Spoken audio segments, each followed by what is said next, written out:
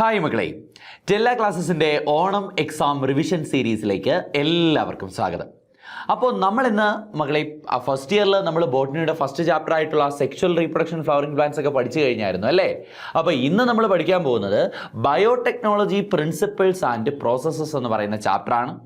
അപ്പോൾ ഓണം എക്സാമിന് first terminal എക്സാമിനേഷന് നിങ്ങൾക്ക് ഈ ചാപ്റ്റർ മുഴുവനായിട്ടില്ല, പകരം കോമ്പീറ്റൻസി ഓഫ്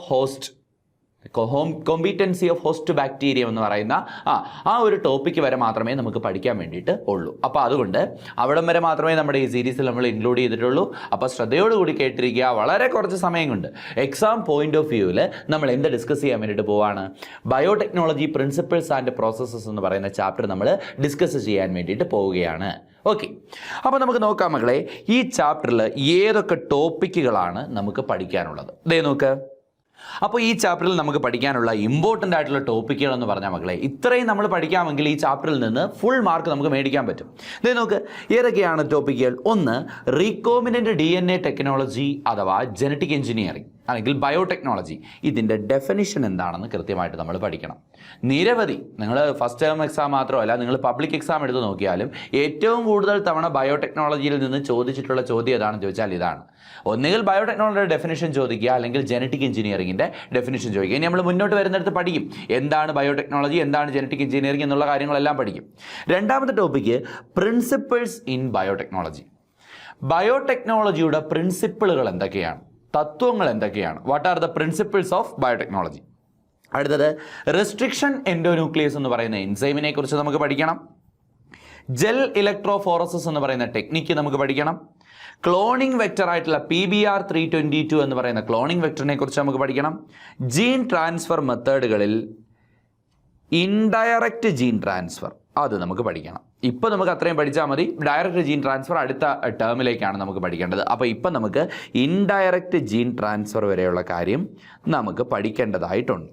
ഓക്കെ, അപ്പോൾ ഈ 6 ടോപ്പിക്കുകളാണ് ഇപ്പോൾ നമ്മുടെ ഈ ഒരു ഫസ്റ്റ് ടേം എക്സാമിന് നിങ്ങൾ ബയോടെക്നോളജി പ്രിൻസിപ്പിൾസ് ആൻഡ് പ്രോസസ്സസ് എന്ന് പറയുന്ന ചാപ്റ്ററിൽ നിന്ന് പഠിക്കേണ്ടത്. നമുക്കതിൽ ഓരോരോ ടോപ്പിക്കുകളായിട്ട് കവറപ്പ് ചെയ്യാം. ആദ്യത്തെ നമ്മുടെ ടോപ്പിക് എന്താണ്?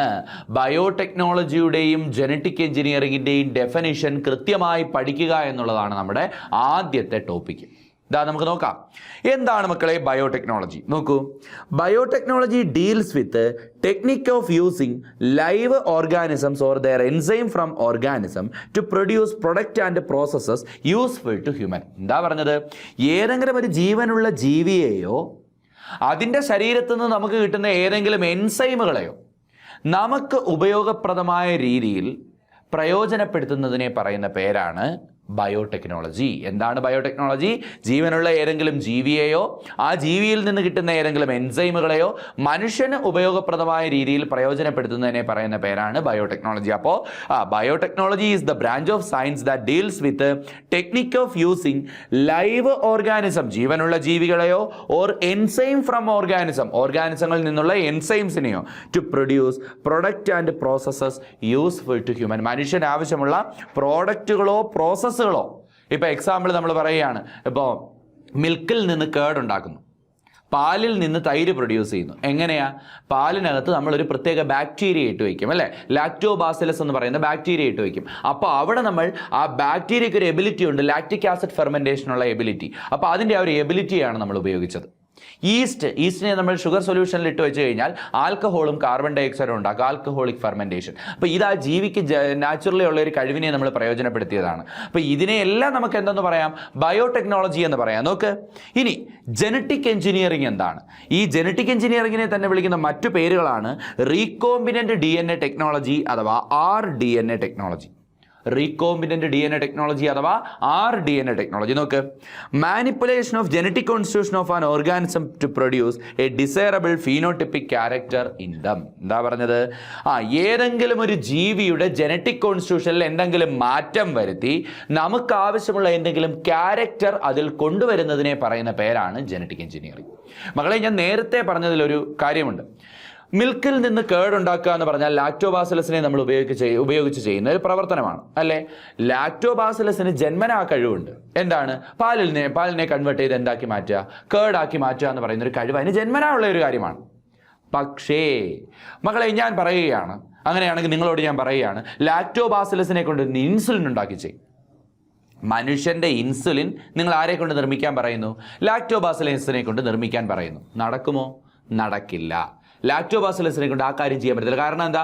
അതിൻ്റെ ജീനുകളിൽ അങ്ങ് ഇൻസുലിൻ ഉണ്ടാക്കാനുള്ള ഇൻഫർമേഷൻ ഇല്ല. അപ്പോൾ അത് നിങ്ങൾ ആഡ് ചെയ്ത് കൊടുത്താലേ പറ്റുള്ളൂ. ശരിയല്ലേ? അപ്പോൾ നിങ്ങൾക്ക് വേണ്ട ഒരു ക്യാരക്ടർ ഒരു ജീവിയിൽ ഉണ്ടാക്കുവാൻ വേണ്ടി അതിൻ്റെ ജീനോടൈപ്പിൽ മാറ്റം വരുത്തുന്നതിനെ നമ്മൾ പറയുന്ന പേരാണ് ജനറ്റിക് എഞ്ചിനീയറിംഗ് അഥവാ റീകോമ്പിനൻ്റ് DNA ടെക്നോളജി അഥവാ RDNA ടെക്നോളജി. എന്താ മക്കളെ? The manipulation of genetic constitution of an organism to produce a desirable phenotypic character in them. അതായത് ഒരു ജീവിയുടെ എന്തു മാറ്റുന്നു നിങ്ങൾ?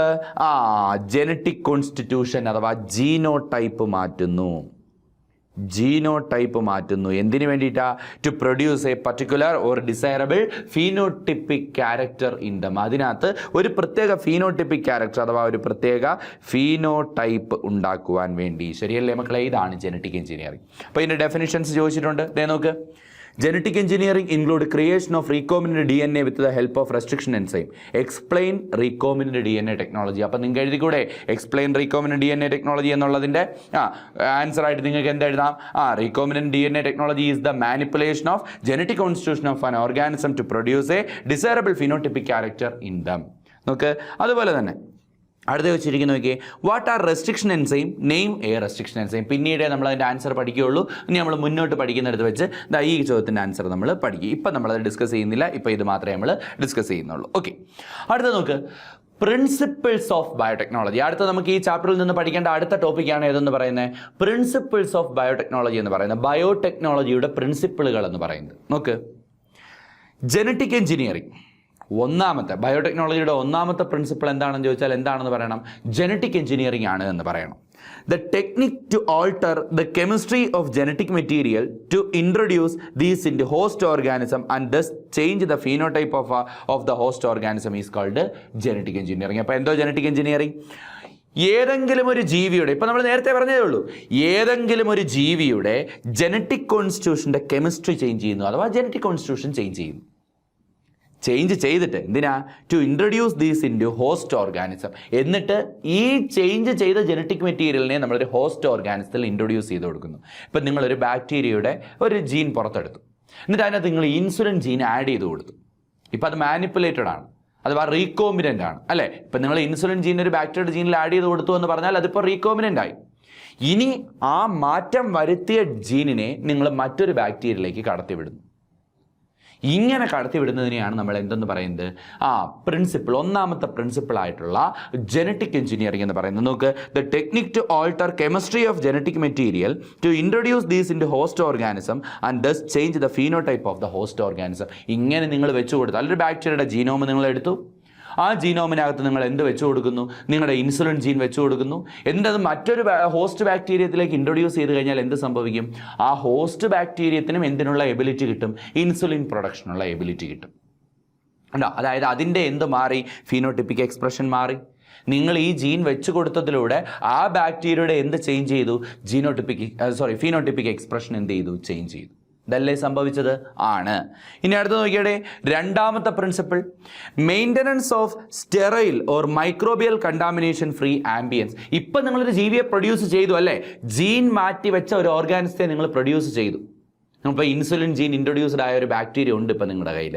ഇനി എന്താ ചെയ്യേണ്ടത്? ആ ബാക്ടീരിയയ്ക്ക് മാത്രം ജീവിക്കാൻ കഴിയുന്ന ഒരു സ്റ്റെറൈൽ ആംബിയൻസ് ക്രിയേറ്റ് ചെയ്യണം. നോക്ക്, maintenance of A sterile ambience or microbial contamination free ambience in chemical engineering process. അപ്പോൾ ഈ രണ്ടാമത്തെ പ്രിൻസിപ്പിളിനെ നമ്മൾ പറയുന്ന പേരാണ് കെമിക്കൽ എഞ്ചിനീയറിംഗ്. രണ്ടാമത്തെ പ്രിൻസിപ്പിളിനെ നമ്മൾ എന്ത് വിളിക്കും? കെമിക്കൽ എഞ്ചിനീയറിംഗ് എന്ന് വിളിക്കും. Chemical engineering. അപ്പോൾ എന്താണ് കെമിക്കൽ എഞ്ചിനീയറിംഗ് എന്ന് പറഞ്ഞാൽ?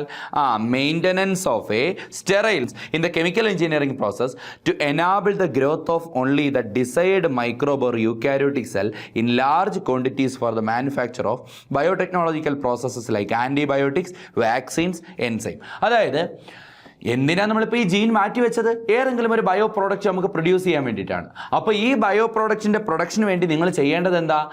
മൈക്രോബിയൽ കണ്ടാമിനേഷൻ ഫ്രീ ആയിട്ടുള്ള ഒരു ആംബിയൻസിൽ നിങ്ങൾ ആരെ വളർത്തണം? നിങ്ങളുടെ ജീവിയെ നിങ്ങൾ വളർത്തണം. ഇതാണ് നിങ്ങളുടെ രണ്ടാമത്തെ പ്രിൻസിപ്പിൾ. അപ്പോൾ ബയോടെക്നോളജിക്ക് 2 പ്രിൻസിപ്പിളുകളുണ്ട്. ഏതൊക്കെയാണ്? ഒന്നാമത്തെ പ്രിൻസിപ്പിൾ ജനറ്റിക് എഞ്ചിനീയറിംഗ് ആണ്. എന്താ? The manipulation of genetic constitution of an organism and introduce into a host organism to produce a particular phenotype in them. അല്ലേ? ഒരു ജീവിയുടെ ജനറ്റിക് കോൺസ്റ്റിറ്റ്യൂഷനിൽ ആവശ്യമായ മാറ്റം വരുത്തി അതൊരു ഹോസ്റ്റ് ഓർഗാനിസത്തിലേക്ക് ഇൻട്രൊഡ്യൂസ് ചെയ്ത് ആ ഹോസ്റ്റ് ഓർഗാനിസത്തിൽ നമുക്ക് വേണ്ട ഒരു ക്യാരക്ടർ കൊണ്ടുവരുന്നതിനെ നമ്മൾ പറയുന്ന പേരാണ് എന്തെന്ന് പറയുന്നത്? Genetic engineering. ഇനി നിങ്ങളൊരു ജീവിയിൽ ജനറ്റിക് എഞ്ചിനീയറിംഗ് ചെയ്താൽ ആ ജീവിക്ക് മാത്രം വളരാൻ കഴിയുന്ന ഒരു സ്റ്റെറൈൽ ആംബിയൻസ് നിങ്ങൾ ക്രിയേറ്റ് ചെയ്യണം. അങ്ങനെ ക്രിയേറ്റ് ചെയ്യുന്നതിനെ നമ്മൾ പറയുന്ന പേരാണ് കെമിക്കൽ എഞ്ചിനീയറിംഗ് പ്രോസസ്സ് എന്ന് പറഞ്ഞാൽ. അതായത് നിങ്ങളിപ്പോൾ ഒരു ബാക്ടീരിയയാണ് നിങ്ങൾ റീകോമിനൻ്റ് ആയിട്ട് പ്രൊഡ്യൂസ് ചെയ്തതെങ്കിൽ ആ ബാക്ടീരിയയ്ക്ക് മാത്രം വളരാൻ കഴിയുന്ന ഒരു സ്റ്റെറൈൽ ആംബിയൻസ് നിങ്ങൾ ക്രിയേറ്റ് ചെയ്യണം. അങ്ങനെ ക്രിയേറ്റ് ചെയ്യുന്നതിനെയാണ് നമ്മൾ എന്ത് വിളിക്കുന്നത്? കെമിക്കൽ എഞ്ചിനീയറിംഗ് പ്രോസസ്സ് എന്ന് വിളിക്കുന്നത്. ഇനി നോക്കിയുടെ അടുത്ത കാര്യം, പ്രോസസ്സസ് ഇൻ ബയോടെക്നോളജി. ബയോടെക്നോളജിയിൽ ഏതൊക്കെ പ്രോസസ്സുകളാണ് ഇൻവോൾവ് ചെയ്യുന്നത്? നോക്കിയേ. Gene cloning, the process of making multiple copies of a DNA fragment. ഒരു DNA ഫ്രാഗ്മെൻറ്റിൻ്റെ ഒന്നിലധികം കോപ്പീസ് ഉണ്ടാക്കുന്നതിനെ നമ്മൾ പറയുന്ന പേരാണ് ജീൻ ക്ലോണിംഗ് എന്ന് വിളിക്കുന്നത്. The process of making multiple copies of a gene fragment. ഒരു ജീൻ ഫ്രാഗ്മെൻറ്റിൻ്റെ പല കോപ്പീസ് ഉണ്ടാക്കുന്നതിനെ പറയുന്ന പേരാണ് ജീൻ ക്ലോണിംഗ്. ഇനി gene transfer, the transfer of DNA fragment to a desirable organism. ഇപ്പം നിങ്ങൾ പ്രൊഡ്യൂസ് ചെയ്ത ആ ഒരു DNA ഫ്രാഗ്മെൻറ്റ് ഉണ്ടല്ലോ, ആ DNA ഫ്രാഗ്മെൻറ്റിനെ ഇപ്പോൾ ഒരു DNA മൾട്ടിപ്പിൾ കോപ്പീസ് നിങ്ങൾ ജനറേറ്റ് ചെയ്തു, എന്നിട്ട് ആ DNA ഫ്രാഗ്മെൻറ്റ്സിനെ നിങ്ങളൊരു ഹോസ്റ്റ് ഓർഗാനിസത്തിലേക്ക് ഇൻട്രൊഡ്യൂസ് ചെയ്ത് കൊടുക്കുന്നു. ഇതിനെ പറയുന്ന പേരാണ് ജീൻ ട്രാൻസ്ഫർ. ഇത് രണ്ടും നമ്മളിപ്പോൾ പഠിക്കും. എങ്ങനെയാണ് നമുക്ക് ജീൻ ക്ലോണിങ് ചെയ്യാൻ പറ്റുക, അതുപോലെ എങ്ങനെയാണ് ജീൻ ട്രാൻസ്ഫർ ചെയ്യാൻ പറ്റുക എന്നുള്ള കാര്യം നമ്മളിപ്പോൾ മനസ്സിലാക്കാൻ വേണ്ടിയിട്ട് പോവുകയാണ്. നോക്കൂ മക്കളെ, അടുത്തത് ഇതേ നോക്ക്. നമ്മുടെ ഒരു ഫോറിൻ ജീനുണ്ട്, ഫോറിൻ DNA ഉണ്ട്. ഇതിപ്പോൾ മനുഷ്യൻ്റെ DNA ആണെന്നിരിക്കട്ടെ. നമ്മൾ ഇനി ഈ പാഠം ഇൻസുലിൻ ജീൻ ആണെന്നിരിക്കട്ടെ. ഇൻസുലിൻ ജീനെ നമുക്ക് ചുരുക്കി ഐ ജീൻ എന്ന് വിളിക്കാം. ഇൻസുലിൻ ജീനെ നമുക്ക് ചുരുക്കി ഐ ജീൻ. ഞാൻ ഇവിടുന്ന് ഒരു പ്ലാസ്മിഡ്, ഒരു ബാക്ടീരിയയുടെ പ്ലാസ്മിഡിനെ പുറത്തെടുത്തു. എന്താണ് ഒരു പ്ലാസ്മിഡ് എന്ന് പറഞ്ഞാൽ? ഒരു ബാക്ടീരിയയിൽ 2 ടൈപ്പ് ജീനോം കാണും. ഒന്ന് ആ ബാക്ടീരിയയുടെ മെയിൻ ആയിട്ടുള്ള ജനറ്റിക് മെറ്റീരിയൽ. ഇതിനെ നമ്മൾ ബാക്ടീരിയൽ ക്രോമസോം അഥവാ ബാക്ടീരിയൽ ക്രോമസോം അഥവാ ജീനോഫോർ എന്ന് വിളിക്കും. ബാക്ടീരിയൽ ക്രോമസോം അഥവാ ജീനോഫോർ എന്ന് വിളിക്കും. ഇനി ഇത് കൂടാതെ ഇതിനകത്തൊരു extra chromosomal small circular DNA ഉണ്ട്, ഒരു ചെറിയ DNA ഉണ്ട്. ഈ DNA നമ്മൾ പ്ലാസ്മിഡ് എന്ന് വിളിക്കും. അപ്പോൾ നിങ്ങൾക്കൊരു ബാക്ടീരിയയിലേക്കാണ് ഒരു ജീൻ ഇൻട്രൊഡ്യൂസ് ചെയ്യേണ്ടത് എങ്കിൽ, ഇനിയിപ്പോൾ ഞാൻ പറയുകയാണ് നിങ്ങൾക്കൊരു ബാക്ടീരിയ കൊണ്ട് ഇൻസുലിൻ ജീൻ പ്രൊഡ്യൂസ് ചെയ്യിപ്പിക്കണം എങ്കിൽ നിങ്ങൾ ആദ്യം ഒരു മനുഷ്യൻ്റെ DNA എടുക്കുക. ആ മനുഷ്യൻ്റെ DNAയിൽ നിന്ന് എന്ത് കട്ട് ചെയ്ത് പുറത്തെടുക്കുക? ഇൻസുലിൻ ജീൻ കട്ട് ചെയ്ത് പുറത്തെടുക്കുക. എന്നിട്ട് നിങ്ങൾക്ക് ഇത് ഇൻട്രൊഡ്യൂസ് ചെയ്യേണ്ടത് ആരിലേക്കാണ്? ഒരു ബാക്ടീരിയയിലേക്കാണ് ഇൻട്രൊഡ്യൂസ് ചെയ്യേണ്ടത്. എങ്കിൽ നിങ്ങൾ ചെയ്യേണ്ടത് ഈ ബാക്ടീരിയയുടെ ഉള്ളിൽ നിന്നും ആരെ പുറത്തെടുക്കുക? പ്ലാസ്മിഡിനെ പുറത്തെടുക്കുക. This is the plasmid. ഈ പ്ലാസ്മിഡിനെയാണ് മിക്കവാറും ബയോടെക്നോളജി എക്സ്പെരിമെൻറ്റുകൾ, ബാക്ടീരിയ ഹോസ്റ്റ് ഓർഗാനിസമായി എടുക്കുന്ന മിക്കവാറും ബയോടെക്നോളജി എക്സ്പെരിമെൻറ്റുകളിലെല്ലാം നമ്മൾ എന്തായിട്ട് ഉപയോഗിക്കുന്നത്? വെക്ടറായിട്ട് ഉപയോഗിക്കുന്നത്. വെക്ടർ എന്ന് പറഞ്ഞാൽ ഒരു ജീവിയുടെ ശരീരത്തിലിരിക്കുന്ന ജനറ്റിക് മെറ്റീരിയലിനെ മറ്റൊരു ജീവിയിലേക്ക് ട്രാൻസ്ഫർ ചെയ്യുന്ന DNA നമ്മൾ വിളിക്കുന്ന പേരാണ് എന്ത്? വെക്ടർ. അപ്പോൾ ഇവിടെ നമ്മൾ വെക്ടറായിട്ട് ഉപയോഗിക്കുന്നത് ആരെയാണ്? പ്ലാസ്മിഡിനെയാണ്. അപ്പോൾ ഈ പ്ലാസ്മിഡിൻ്റെ ഇടയിലേക്ക് നിങ്ങൾ എന്ത് വെച്ച് കൊടുക്കുകയാണ്? ഈ ജീൻ വെച്ച് കൊടുക്കുകയാണ്. ഐ ജീൻ അഥവാ ഇൻസുലിൻ ജീൻ വെച്ച് കൊടുക്കുകയാണ്. എന്നിട്ട് ഈ പ്ലാസ്മിഡിനെ തിരിച്ച് എങ്ങോട്ട് വയ്ക്കുന്നു? ഒരു ബാക്ടീരിയയുടെ ഉള്ളിലേക്ക് വയ്ക്കുന്നു. ഓട്ടോമാറ്റിക്കലി ആ ബാക്ടീരിയയ്ക്ക് എന്തിനുള്ള കഴിവ് കിട്ടുന്നു? ഇൻസുലിൻ ജീൻ ഉണ്ടാക്കാനുള്ള കഴിവ് കിട്ടുന്നു. അപ്പോൾ നിങ്ങളുടെ മുന്നിലുള്ള ഏറ്റവും വലിയ ടാസ്ക് നമ്മുടെ ഹ്യൂമൻ DNAയിൽ നിന്ന് ഇൻസുലിൻ ജീൻ മുറിച്ചെടുക്കണം. കട്ടിങ് ഒരു ടാസ്ക് അല്ലേ മക്കളെ? അതുപോലെ ഇവിടെ വെച്ച് ജോയിൻ ചെയ്യണം. ജോയിൻ ചെയ്യാനുള്ള എൻസൈമിൻ്റെ പേര്, ഇപ്പോൾ DNA കട്ട് ചെയ്യാനുള്ള എൻസൈമിൻ്റെ പേരാണ് റെസ്ട്രിക്ഷൻ എൻഡോന്യൂക്ലിയേസ്. ഇനി നമ്മൾ പിന്നീട് പഠിക്കും, വിശദമായിട്ട് ഇവനെക്കുറിച്ച് നമ്മൾ പഠിക്കും. ഓക്കെ, എന്താണ് ആ എൻസൈമിൻ്റെ പേര്? DNA. അതിപ്പോൾ ഒരു DNAയിൽ നിന്നൊരു ജീനിനെ കട്ട് ചെയ്തെടുക്കാനുള്ള എൻസൈമിൻ്റെ പേരാണ് റെസ്ട്രിക്ഷൻ എൻഡോന്യൂക്ലിയേസ്. അതുപോലെ തന്നെ 2 DNA ഫ്രാഗ്മെൻറ്റുകളെ പരസ്പരം ജോയിൻ ചെയ്യേണ്ടതായിട്ടുണ്ടല്ലേ? ഇവിടെ ഒരു DNA ഫ്രാഗ്മെൻറ്റിനെ ജോയിൻ ചെയ്യണം. ആ ജോയിൻ ചെയ്യുന്ന എൻസൈമിനെ നമ്മൾ പറയുന്ന പേരാണ് DNA ലിഗേസ് എന്ന് വിളിക്കും. എന്ത് വിളിക്കും? DNA ligase. അപ്പോൾ ഇപ്പോൾ 2 എൻസൈംസ് നമുക്ക് വേണമെന്ന് നമുക്ക് മനസ്സിലായി അല്ലേ? നമുക്ക് ജനറ്റിക് എഞ്ചിനീയറിംഗ് ചെയ്യണമെങ്കിൽ പ്രധാനമായിട്ട് 2 എൻസൈംസ് വേണം. ഒന്നാമത്തെ എൻസൈമിനെ നമ്മൾ എന്ത് വിളിക്കും? റെസ്ട്രിക്ഷൻ എൻഡോന്യൂക്ലിയസ് എൻസൈം എന്ന് വിളിക്കും. രണ്ടാമത്തെ എൻസൈമിനെ നമ്മൾ എന്ത് വിളിക്കും? DNA ലിഗേസ് എൻസൈം എന്ന് വിളിക്കും. എന്ത് വിളിക്കും? DNA ligase enzyme. ഓക്കെ, ഇനി അടുത്ത പറഞ്ഞിരിക്കുന്നു നോക്കിയടാ, അടുത്ത പറഞ്ഞിരിക്കുന്നു നോക്കിയേ. Therefore, for multiplication of any alien piece of DNA in an organism, it needs to be a part of chromosome. നിങ്ങൾക്ക് ഇപ്പോൾ ഇൻസുലിൻ ജീൻ എടുത്ത് കട്ട് ചെയ്ത് വെറുതെ ഒരു ബാക്ടീരിയയുടെ സെല്ലിനകത്ത് ഇട്ട് കൊടുത്തു, അങ്ങനെ അത് മൾട്ടിപ്ലൈഡ് ആവത്തില്ല. പകരം എന്ത് ചെയ്യണം? ഒരു ഇൻസുലിൻ ജീൻ കട്ട് ചെയ്തെടുത്ത് ആദ്യം നിങ്ങൾ ഇത് ആരുടെ പാർട്ടാക്കി മാറ്റണം? ആ ബാക്ടീരിയയുടെ ക്രോമസോമിൻ്റെ പാർട്ടാക്കി മാറ്റണം, ഒന്ന് അല്ലെങ്കിൽ പ്ലാസ്മിഡിൻ്റെ പാർട്ടാക്കി മാറ്റണം. നോക്ക്, which has A specific sequence known as origin of replication. അപ്പം നിങ്ങളീ വെച്ചു കൊടുക്കുന്ന ജീൻ, അതായത് നമ്മളിപ്പോൾ പുറത്തുനിന്നൊരു ഫോറിൻ ജീൻ വെച്ചു കൊടുക്കുകയാണെങ്കിൽ ആ ഫോറിൻ ജീൻ ഒരു പ്ലാസ്മിഡിൻ്റെ ഭാഗമായിരുന്നാലേ, അല്ലെങ്കിൽ ഒരു ഒറിജിൻ ഓഫ് റെപ്ലിക്കേഷൻ ഉള്ള ഏതെങ്കിലും ഒരു ജീനോമിന്റെ പാർട്ടായിരുന്നാലേ അതിന് ക്ലോൺ ആവാൻ പറ്റുള്ളൂ, എന്ന് വെച്ചാൽ കോപ്പി ഉണ്ടാവാൻ പറ്റുള്ളൂ. എന്താണ് ഈ ഒറിജിൻ ഓഫ് റെപ്ലിക്കേഷൻ എന്ന് ചോദിച്ചാൽ അത് ചോദിക്കും. Origin of replication is the region of DNA where the replication begins. Replication begin ചെയ്യുന്ന DNAയുടെ കോപ്പിയിങ് മെക്കാനിസത്തെ നമ്മൾ പറയുന്ന പേരാണ് റെപ്ലിക്കേഷൻ. അപ്പോൾ DNA കോപ്പി ചെയ്യുന്ന പ്രക്രിയ, അതാണ് റെപ്ലിക്കേഷൻ. അപ്പോൾ ഈ റെപ്ലിക്കേഷൻ സ്റ്റാർട്ട് ചെയ്യുന്ന DNAയുടെ ഒരു പ്രത്യേക സ്ഥലത്തു നിന്നാണ്. ആ സ്ഥലത്തെ നമ്മൾ പറയുന്ന പേരാണ് എന്തെന്ന് പറയുന്നത്? Origin of replication. അപ്പോൾ ഏതെങ്കിലും ഒറിജിൻ ഓഫ് റെപ്ലിക്കേഷൻ ഉള്ള ഒരു DNAയുടെ പാർട്ടായിട്ട് നിങ്ങളുടെ ജീനിനെ മാറ്റിയാലേ അതിനെ നിങ്ങൾക്ക് എന്ത് ചെയ്യാൻ കഴിയൂ? ക്ലോൺ ചെയ്യാൻ കഴിയൂ. അല്ല, നിങ്ങൾ വെറുതെ നമ്മുടെ മനുഷ്യൻ്റെ DNAയിൽ നിന്ന് ഇൻസുലിൻ ജീൻ മുറിച്ചെടുത്തൊരു ബാക്ടീരിയയിൽ വെച്ചതുകൊണ്ട് പ്രയോജനമില്ല. നിങ്ങൾ എന്ത് ചെയ്യണം? അതിന് ഒരു ഒറിജിൻ ഓഫ് റെപ്ലിക്കേഷൻ ഉള്ള ഒരു DNAയുടെ പാർട്ടാക്കി മാറ്റണം. അതിനാണ് നിങ്ങൾ നേരത്തെ അത് എവിടെ വെച്ച് പിടിപ്പിച്ചത്? പ്ലാസ്മിഡിൽ വെച്ച് പിടിപ്പിച്ചത്. കാരണം പ്ലാസ്മിഡിൽ, വെക്റ്റർ പ്ലാസ്മിഡിൽ എന്തുണ്ട്? ഒറിജിൻ ഓഫ് റെപ്ലിക്കേഷൻ ഉണ്ട്. ഇനി thus an alien DNA is linked with the origin of replication so that the alien piece of DNA can replicate and multiply itself in host organism. ഒരു ഹോസ്റ്റ് ഓർഗാനിസത്തിൽ നിങ്ങൾ ഇത് introduce ചെയ്താൽ ആ alien piece of DNA ഈ vector DNAയുടെ കൂടെ ഇരുന്ന് എന്ത് ചെയ്യും? മൾട്ടിപ്ലൈ ചെയ്യും. ഇപ്പോൾ നിങ്ങൾ ഈ ഒരു പ്ലാസ്മിഡിലേക്ക് നിങ്ങൾ എന്ത് വെച്ചു കൊടുത്തു? നിങ്ങളുടെ ഇൻസുലിൻ ജീൻ വെച്ചു കൊടുത്തു, ബാക്ടീരിയയിൽ വെച്ചു. ഈ ബാക്ടീരിയ മൾട്ടിപ്ലൈ ചെയ്യുന്നതനുസരിച്ച് പ്ലാസ്മിഡ് എന്ത് ചെയ്യും? മൾട്ടിപ്ലൈ ചെയ്യും. പ്ലാസ്മിഡ് മൾട്ടിപ്ലൈ ചെയ്യുന്നതനുസരിച്ച് നിങ്ങൾക്ക് അതിനകത്തിരിക്കുന്ന DNAയുടെ എന്ത് ഉണ്ടാക്കാം? ക്ലോൺസ് ഉണ്ടാക്കാൻ പറ്റും.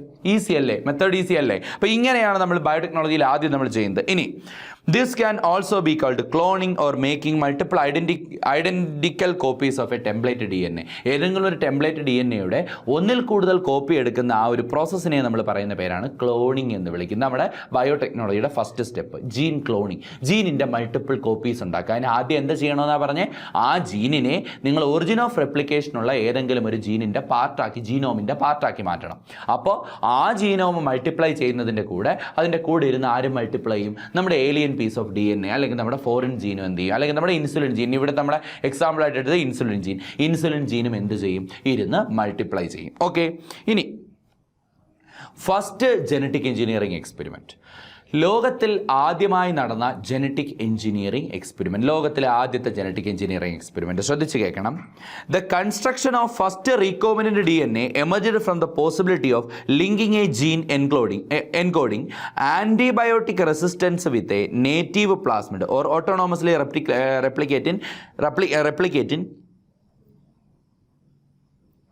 autonomously replicating circular extrachromosomal DNA of Salmonella typhimurium. എന്താ പറഞ്ഞേ? ലോകത്തിൽ ആദ്യത്തെ ജനറ്റിക് എഞ്ചിനീയറിംഗ് എങ്ങനെ നടന്നു? ലോകത്തിൽ ആദ്യമായി നടന്ന ജനറ്റിക് എഞ്ചിനീയറിംഗ് എങ്ങനെയാണെന്ന് ചോദിച്ചാൽ സാൽമൊണല്ല ടൈഫിമൂറിയം എന്ന് പറയുന്ന ഒരു ബാക്ടീരിയ എടുത്തു. ആരെ എടുത്തു? സാൽമൊണല്ല ടൈഫിമൂറിയം എന്ന് പറയുന്ന ഒരു ബാക്ടീരിയ എടുത്തു. ആ ബാക്ടീരിയയിലാണെങ്കിൽ ഒരു പ്ലാസ്മിഡ് ഉണ്ട്. അതിനെ അതിൻ്റെ നേറ്റീവ് പ്ലാസ്മിഡ് എന്ന് വിളിക്കും. എന്ന് വെച്ചാൽ അതിന് ഒറിജിനലായിട്ടുള്ള ഒരു പ്ലാസ്മിഡ്. ഈ പ്ലാസ്മിഡിനകത്ത് ആൻറ്റിബയോട്ടിക്കിനെ റെസിസ്റ്റ് ചെയ്യാനുള്ള ഒരു ജീനും ഇല്ല. അപ്പം ഇങ്ങനെ ഇരിക്കവേ എന്ത് ചെയ്തു എന്നറിയാവോ? സ്റ്റാൻലി കോഹൻ എന്നും ഹെർബർട്ട് ബോയർ എന്നും പറയുന്ന രണ്ട് സയൻറ്റിസ്റ്റുകൾ. ആരൊക്കെയാണ്? സ്റ്റാൻലി കോഹനും ഹെർബർട്ട് ബോയറും. ഇവർ രണ്ടുപേരും കൂടെ ചേർന്ന് ഈ സാൽമൊണല്ല ടൈഫിമോറിയത്തിൻ്റെ ഉള്ളിലിരിക്കുന്ന ആൻറ്റിബയോട്ടിക് റെസിസ്റ്റൻസിൻ്റെ ഒരു ജീൻ പോലും ഇല്ലാത്ത നേറ്റീവ് പ്ലാസ്മിഡിനെ പുറത്തെടുത്തു. നേറ്റീവ് പ്ലാസ്മിഡിനെ എന്ത് ചെയ്തു? പുറത്തെടുത്തിട്ട് ഈ നേറ്റീവ് പ്ലാസ്മിഡിൻ്റെ ഉള്ളിലേക്ക് ഇവരെന്ത് വെച്ചു കൊടുത്തു? ആൻറ്റിബയോട്ടിക് റെസിസ്റ്റൻ്റ് ജീൻ വെച്ചു കൊടുത്തു. എന്ത് വെച്ചു കൊടുത്തു? ആൻറ്റിബയോട്ടിക് റെസിസ്റ്റൻ്റ് ജീൻ വെച്ചു കൊടുത്തു. എന്നിട്ട് വീണ്ടും ഈ പ്ലാസ്മിഡിനെ തിരിച്ചങ്ങോട്ട് ഇൻട്രൊഡ്യൂസ് ചെയ്തു, ഈ ബാക്ടീരിയയുടെ ഉള്ളിലേക്ക് ഇൻട്രൊഡ്യൂസ് ചെയ്തു. അപ്പോൾ ഉണ്ടടാ ബാക്ടീരിയക്ക് എന്തിനുള്ള റെസിസ്റ്റൻസ് കിട്ടി? ആൻറ്റിബയോട്ടിക്കിനെ റെസിസ്റ്റ് ചെയ്യാനുള്ള കഴിവ് കിട്ടി. അതെങ്ങനെ? കാരണം പ്ലാസ്മിഡിലേക്ക് എന്ത് വെച്ചു കൊടുത്തായിരുന്നു ഇവർ? സ്റ്റാൻലി കോഹനും ഹെർബർട്ട് ബോയറും കൂടെ എന്ത് വെച്ചു കൊടുത്തായിരുന്നു? ആൻറ്റിബയോട്ടിക് റെസിസ്റ്റന്റ് ജീൻ വെച്ചു കൊടുത്തായിരുന്നു. അപ്പോൾ അവർക്കൊരു കാര്യം മനസ്സിലായി, ഒരു ബാക്ടീരിയയിൽ ആൻറ്റിബയോട്ടിക് റെസിസ്റ്റന്റ് ജീൻ വെച്ചു കൊടുത്തപ്പോൾ ആ ആൻറ്റിബയോട്ടിക് റെസിസ്റ്റൻസ് ഇല്ലാത്ത ബാക്ടീരിയയ്ക്ക് ആൻറ്റിബയോട്ടിക് റെസിസ്റ്റൻസ് കിട്ടിയെന്ന് പറഞ്ഞാൽ എന്താ? ഒരു ജീവിക്കില്ലാത്ത ഒരു ക്യാരക്ടർ കൊടുക്കാൻ എന്ത് ചെയ്താൽ മതി? അതിൻ്റെ ജനറ്റിക് കോൺസ്റ്റിറ്റ്യൂഷനിൽ വേണ്ട മാറ്റം വരുത്തിയാൽ മതി. ശരിയല്ലേ? അവർക്ക് മനസ്സിലായില്ലേ? അപ്പോൾ അതാണ് പറയുന്നത്. Stanley Cohen and Herbert Boyer accomplished this in 1972 by isolate antibiotic resistance. അപ്പോൾ ആൻറ്റിബയോട്ടിക് റെസിസ്റ്റൻസ് കൊടുക്കാൻ കഴിയുന്ന ഒരു ജീനിനെ മുറിച്ചെടുക്കാൻ അവർക്ക് സാധിച്ചു. എന്തുപയോഗിച്ച്? നേരത്തെ പറഞ്ഞു ഞാൻ, DNA മുറിച്ചെടുക്കാൻ ഉപയോഗിക്കുന്ന എൻസൈമിൻ്റെ പേര് റെസ്ട്രിക്ഷൻ എൻഡോന്യൂക്ലിയസ് എൻസൈം. കണ്ടില്ലേടെ? ഇത് മുറിച്ചെടുത്ത് വെച്ചു കൊടുത്തതാണ് ലോകത്തിൽ ആദ്യമായി നടന്ന ജനറ്റിക് എക്സ്പെരിമെൻറ്റ്. ആരൊക്കെയാണ് ചെയ്തത്? സ്റ്റാൻലി കോഹനും ഹെർബർട്ട് ബോയറും. എന്തിലാണ് ചെയ്തത്? Native plasmid of salmonella typhimurium. Salmonella ടൈഫിമോറിയത്തിൻ്റെ നേറ്റീവ് പ്ലാസ്മിഡിൽ എന്താണ് ഇൻട്രൊഡ്യൂസ് ചെയ്തത്? ഏത് ജീനാണ് അവർ പുതുതായിട്ട് ഇൻട്രൊഡ്യൂസ് ചെയ്തത്? Antibiotic resistant gene. Antibiotic resistant gene. ഇനി മക്കളെ, ഇനി അടുത്ത ക്വസ്റ്റ്യൻസ് നോക്കിയേ. ഈ ഒരു ഭാഗത്ത് നിന്ന് പ്രീവിയസ് ഇയറിൽ ചോദിച്ചിട്ടുള്ള ചോദ്യങ്ങൾ നോക്കിയേ. Choose the correct answer. Which of these enzyme remove nucleotide from end of DNA? ഈ ചോദ്യങ്ങളുടെ ആൻസറിലേക്ക് നമ്മൾ പോകുന്നതേ ഉള്ളൂ. Exonuclease, endonuclease, DNA ligase, DNA polymerase. അടുത്ത നമുക്കിപ്പോൾ പഠിക്കാനുള്ളത് DNA മുറിക്കാനുള്ള എൻസൈംസിനെ കുറിച്ചാണ്. മക്കളെ, DNA മുറിക്കുന്ന എൻസൈമുകളെ നമ്മൾ വിളിക്കുന്ന പേരാണ് ന്യൂക്ലിയേസ് എൻസൈം. എന്താ വിളിക്കുന്നത്? DNA മുറിക്കുന്ന എൻസൈമുകളെ നമ്മൾ വിളിക്കുന്ന പേരാണ് ന്യൂക്ലിയേസ് എൻസൈം. അപ്പോൾ നോക്കൂ മക്കളെ, എന്താണ് nuclease enzyme? The enzyme used to cut DNA molecule is called nuclease enzyme. DNA മോളിക്യൂളിനെ കട്ട് ചെയ്യാൻ ഉപയോഗിക്കുന്ന, DNA എങ്ങനെയെങ്കിലും കട്ട് ചെയ്യാൻ ഉപയോഗിക്കുന്ന എൻസൈമിനെ നമ്മൾ പറയുന്ന പേരാണ് ന്യൂക്ലിയസ് എൻസൈം. ഈ ന്യൂക്ലിയസ് എൻസൈം രണ്ട് തരത്തിലുണ്ട്. ഏതൊക്കെയാണെന്ന് നോക്കിയേ. The nuclease enzyme that cut exterior part of the DNA is called exonuclease. മക്കളെ, വലിയൊരു DNA, ആ DNAയുടെ എക്സ്റ്റീരിയർ പാർട്ട്, അതായത് ഈ ഒരു അറ്റത്ത് നിന്ന് മാത്രം, ടിപ്പിൽ നിന്ന് മാത്രം ന്യൂക്ലിയോറ്റൈഡിനെ റിമൂവ് ചെയ്യാൻ കഴിവുള്ള ന്യൂക്ലിയസ് എൻസൈമുകളെ നമ്മൾ വിളിക്കുന്ന പേരാണ് എക്സോന്യൂക്ലിയസ്. ദേ നോക്ക്, ഇവിടെ ചിത്രം നോക്ക്. എക്സോന്യൂക്ലിയസ് അപ്പോൾ എന്താ ചെയ്യുന്നത്? ദേ ഈ ടിപ്പുകൾ മാത്രം എന്ത് ചെയ്ത് കളയും? കട്ട് ചെയ്ത് കളയും. ഒരു DNAയുടെ ടിപ്പുകൾ അല്ലെങ്കിൽ അറ്റങ്ങൾ, എക്സ്റ്റീരിയർ പാർട്ട് മാത്രം കട്ട് ചെയ്യാൻ കഴിയുന്ന ന്യൂക്ലിയസ് എൻസൈമുകളെ നമ്മൾ പറയുന്ന പേരാണ് എക്സോന്യൂക്ലിയസ് എൻസൈം. അതുപോലെ അടുത്തതുണ്ട് endonuclease enzyme. The nuclease enzyme that cut interior part of a DNA. ഒരു DNAയുടെ ഇന്റീരിയർ പാർട്ടിനെ കട്ട് ചെയ്യുന്ന എൻസൈമുകളെ നമ്മൾ പറയുന്ന പേരാണ് എന്ത് എൻസൈമുകൾ? എൻഡോന്യൂക്ലിയസുകൾ എന്ന് പറയുന്നത്. അപ്പോൾ ഒരു DNAയുടെ എക്സ്റ്റീരിയർ പാർട്ടിനെ കട്ട് ചെയ്യുന്ന എൻസൈമുകളെ എന്ത് വിളിക്കും? എക്സോന്യൂക്ലിയസ് എന്ന് വിളിക്കും. ഇന്റീരിയർ പാർട്ടിനെ കട്ട് ചെയ്യുന്ന എൻസൈമുകളെ എന്ത് വിളിക്കും? എൻഡോന്യൂക്ലിയസുകൾ എന്ന് വിളിക്കും. ഇനി distinguish the activity of endonuclease from exonuclease. ഒരു പ്രീവിയസ് ഇയർ ക്വസ്റ്റൻ ആണ്. ഒന്ന് പറഞ്ഞ ആൻസർ ഒന്ന് പറഞ്ഞേ. The nuclease enzyme is of 2 types, exonuclease and endonuclease. Exonuclease cut the exterior part of the DNA. അല്ലെങ്കിൽ നിങ്ങൾക്ക് എഴുതാം that remove nucleotides from the end of DNA. DNAയുടെ എൻസിൽ നിന്ന് മാത്രം ന്യൂക്ലിയോടൈഡുകളെ റിമൂവ് ചെയ്യാൻ കപ്പാസിറ്റി ഉള്ള ന്യൂക്ലിയസ് എൻസൈമുകളെയാണ് നമ്മൾ എന്ത് വിളിക്കുന്നത്? എക്സോന്യൂക്ലിയസ് എൻസൈം എന്ന് വിളിക്കുന്നത്. ഇനി എന്താണ് endonuclease? The nuclease enzyme that cut interior part of the DNA ഉൾവശം, അല്ലെ, ഇന്റീരിയർ പാർട്ടിനെ കട്ട് ചെയ്യാൻ കഴിവുള്ള ന്യൂക്ലിയസ് എൻസൈമുകളെ നമ്മൾ വിളിക്കുന്ന പേരാണ് എന്തെന്ന് പറയുന്നത്? എൻഡോന്യൂക്ലിയസ് എൻസൈം എന്ന് വിളിക്കുന്നത്. അല്ലേടെ? അടുത്തത്, നമുക്ക് വേണ്ടത് എക്സോന്യൂക്ലിയസും അല്ല എൻഡോന്യൂക്ലിയസും അല്ല, റെസ്ട്രിക്ഷൻ എൻഡോന്യൂക്ലിയസ് എന്ന് പറയുന്ന എൻസൈമാണ്. ഏതാണ്? Restriction endonuclease. നോക്കട്ടെ. The endonuclease enzyme that cut specific part of DNA. ഒരു DNAയുടെ ഒരു സ്പെസിഫിക് പാർട്ടിനെ മാത്രം കട്ട് ചെയ്യാൻ കഴിയുന്ന എൻഡോന്യൂക്ലിയസ് എൻസൈമുകളെ നമ്മൾ വിളിക്കുന്ന പേരാണ് റെസ്ട്രിക്ഷൻ എൻഡോന്യൂക്ലിയസ്. എന്താ പറഞ്ഞത്? ഒരു DNAയുടെ ഒരു സ്പെസിഫിക് റീജിയൻ മാത്രം. നമുക്ക് വേണ്ടത് ഒരു DNAയുടെ ആകെ എല്ലായിടത്തും കട്ട് ചെയ്യേണ്ട. നമുക്ക് ഇപ്പോൾ നിങ്ങൾക്ക് മനുഷ്യൻ്റെ DNAയിൽ നിന്ന് ഇൻസുലിൻ ജീൻ മാത്രം മുറിച്ചെടുക്കണമെങ്കിൽ ആ ഇൻസുലിൻ ജീൻ ഇരിക്കുന്ന സ്ഥലത്തെ മാത്രം കട്ട് ചെയ്യാൻ പറ്റണം. അപ്പം അങ്ങനെ ആ സ്ഥലത്തെ മാത്രം കട്ട് ചെയ്യാൻ കഴിയുന്ന ന്യൂക്ലിയസ് എൻസൈമുകളെ അല്ലെങ്കിൽ എൻഡോന്യൂക്ലിയസ് എൻസൈമുകളെയാണ് നമ്മൾ എന്ത് വിളിക്കുന്നത്? റെസ്ട്രിക്ഷൻ എൻഡോന്യൂക്ലിയസ് എൻസൈം എന്ന് വിളിക്കുന്നത്. നോക്ക്, അപ്പോൾ എൻഡോന്യൂക്ലിയസ് എന്ന് പറഞ്ഞാൽ DNAയുടെ ഉള്ളിൽ മൊത്തം അരിഞ്ഞു കളയും. എന്നാൽ DNAയിൽ നിങ്ങൾക്ക് വേണ്ട സ്ഥലം മാത്രം, വേണ്ട ജീൻ മാത്രം കട്ട് ചെയ്ത് തരുന്ന എൻഡോന്യൂക്ലിയസുകളെ നമ്മൾ പറയുന്ന പേരാണ് റെസ്ട്രിക്ഷൻ എൻഡോന്യൂക്ലിയസ്. അതുകൊണ്ട് വേറൊരു രീതി പറഞ്ഞിരിക്കുന്നു, okay, endonuclease enzyme that have controlled activity. അവയും എൻഡോന്യൂക്ലിയസുകൾ തന്നെയാണ്, പക്ഷെ അവർക്ക് എങ്ങനെയുള്ള ആക്ടിവിറ്റിയാണ്? കൺട്രോൾഡ് ആക്ടിവിറ്റിയാണ്. എന്തോടെ കൺട്രോൾഡ് ആക്ടിവിറ്റി എന്ന് പറഞ്ഞാൽ ആവശ്യമായ സ്ഥലത്ത് മാത്രമേ അവരെന്ത് ചെയ്യുള്ളൂ? മുറിക്കുകയുള്ളൂ. എൻഡോന്യൂക്ലിയസ് തന്നെയാണ്, പക്ഷെ ആവശ്യമായ സ്ഥലത്ത് മാത്രമേ അവരെന്ത് ചെയ്യുകയുള്ളൂ? മുറിക്കുകയുള്ളൂ. ഇനി നോക്കൂ, what is the function of restriction endonuclease in recombinant DNA technology? എന്താണ് റീകോമിനന്റ് DNA ടെക്നോളജിയിൽ ഈ പറയുന്ന റെസ്ട്രിക്ഷൻ എൻഡോന്യൂക്ലിയസിന്റെ ഫംഗ്ഷൻ? പറ മക്കളെ. It used to cut the specific part of a DNA. ഒരു DNAയുടെ ഒരു പ്രത്യേക ഭാഗത്തെ മുറിക്കാനാണ് നമ്മൾ എന്ത് ഉപയോഗിക്കുന്നത്? റെസ്ട്രിക്ഷൻ എൻഡോന്യൂക്ലിയസ് ഉപയോഗിക്കുന്നത്. ഇനി fill in the blanks from the bacterium. ഒരു പുതിയ ക്വസ്റ്റ്യൻ ആണ് അല്ലേ? ഇനി ഈ ടോപ്പിക്കാണ് നമ്മൾ പഠിക്കാൻ പോകുന്നത്. ഒരു റെസ്ട്രിക്ഷൻ എൻസൈമിന് എക്സാമ്പിളാണ് മക്കളെ EcoR1. ഈ റെസ്ട്രിക്ഷൻ എൻസൈമുകളെല്ലാം നമ്മൾ എടുക്കുന്നത് ഒരു ബാക്ടീരിയയുടെ ബോഡിയിൽ നിന്നാണ്. ആ ബാക്ടീരിയയുടെ പേരിലായിരിക്കും അത് അറിയപ്പെടുന്നത്. എങ്ങനെയാണ് ഒരു റെസ്ട്രിക്ഷൻ എൻസൈമിന് പേര് കൊടുക്കുന്നത് എന്നീ കാര്യങ്ങൾ നമ്മൾ ഡിസ്കസ് ചെയ്യാൻ വേണ്ടിയിട്ട് പോവുകയാണ്. അപ്പോൾ ഈ ചോദ്യം മുതൽ നമ്മൾ ആരംഭിക്കുകയാണ്. റെസ്ട്രിക്ഷൻ എൻസൈമായ EcoR1 ഏത് ബാക്ടീരിയയിൽ നിന്നാണ് എടുക്കുന്നത്? ഇപ്പം ഞാൻ ആൻസർ പറഞ്ഞു തരാം. ദാറ്റ് ഈസ്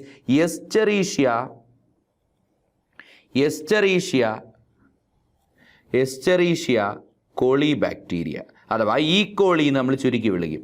എസ്റ്ററീഷ്യ കോളി അല്ലെങ്കിൽ ഈക്കോളി. അപ്പോൾ എങ്ങനെയാണ് ലോകത്തിൽ ആദ്യമായി ഏത് ബാക്ടീരിയയുടെ ഏത് എൻസൈമാണ് ലോകത്ത് കണ്ടുപിടിച്ചത്? റെസ്ട്രിക്ഷൻ എൻഡോന്യൂക്ലിയസ് ഏതാണ്? ഓരോ ജീനുകളെയും മുറിക്കാൻ വേണ്ടി വേറെ വേറെ റെസ്ട്രിക്ഷൻ എൻഡോന്യൂക്ലിയസുകളുണ്ട്. ഏതൊക്കെയാണ് ഈ റെസ്ട്രിക്ഷൻ എൻഡോന്യൂക്ലിയസ്? അവയ്ക്ക് നെയിമിങ് കൊടുക്കുന്നത് എന്താണ് എന്നീ കാര്യങ്ങൾ നമ്മൾ ഇനി ഡിസ്കസ് ചെയ്യാൻ പോവുകയാണ്. നോക്കട്ടെ. The first restriction endonuclease HindII. ലോകത്തിലെ ആദ്യത്തെ റെസ്ട്രിക്ഷൻ എൻഡോന്യൂക്ലിയസ് ആണ് ആരെന്ന് പറയുന്നത്? HindII എന്ന് പറയുന്നത്. HindII. Whose functioning dependent on specific DNA nucleotide sequence was isolated and characterized 5 years later. It was found that HindII always cut DNA molecules at a particular point by recognizing a specific sequence of 6 base pairs. എന്താ പറഞ്ഞത്? ഈ HindII എന്ന് പറയുന്ന restriction enzyme, HindII എന്നല്ല, ലോകത്തിലുള്ള എല്ലാ restriction എൻസൈമും DNAയുടെ ഒരു പ്രത്യേക ഭാഗത്ത് മാത്രമേ കട്ടുണ്ടാക്കൂ. കണ്ടോ? ഒരു പർട്ടിക്കുലർ പോയിന്റിൽ മാത്രമേ അത് എന്തുണ്ടാക്കത്തുള്ളൂ? കട്ടുണ്ടാക്കത്തുള്ളൂ. ആ പർട്ടിക്കുലർ പോയിന്റ്, റെസ്ട്രിക്ഷൻ എൻസൈം കട്ടുണ്ടാക്കുന്ന ആ ഒരു പർട്ടിക്കുലർ പോയിന്റിനെ നമ്മൾ വിളിക്കുന്ന പേരാണ് റെസ്ട്രിക്ഷൻ സൈറ്റ് എന്ന് വിളിക്കും. ഇപ്പോൾ ഒരു DNAയിൽ റെസ്ട്രിക്ഷൻ എൻഡോന്യൂക്ലിയസ് കട്ടുണ്ടാക്കുന്ന ആ ഒരു പർട്ടിക്കുലർ സൈറ്റിനെ നമ്മൾ വിളിക്കുന്ന പേരാണ് restriction site. And recognising a specific sequence of 6 base pairs. ഇത് എങ്ങനെ ആ സ്ഥലത്ത് തന്നെ കറക്റ്റായിട്ട് കട്ടുണ്ടാക്കുന്നത്?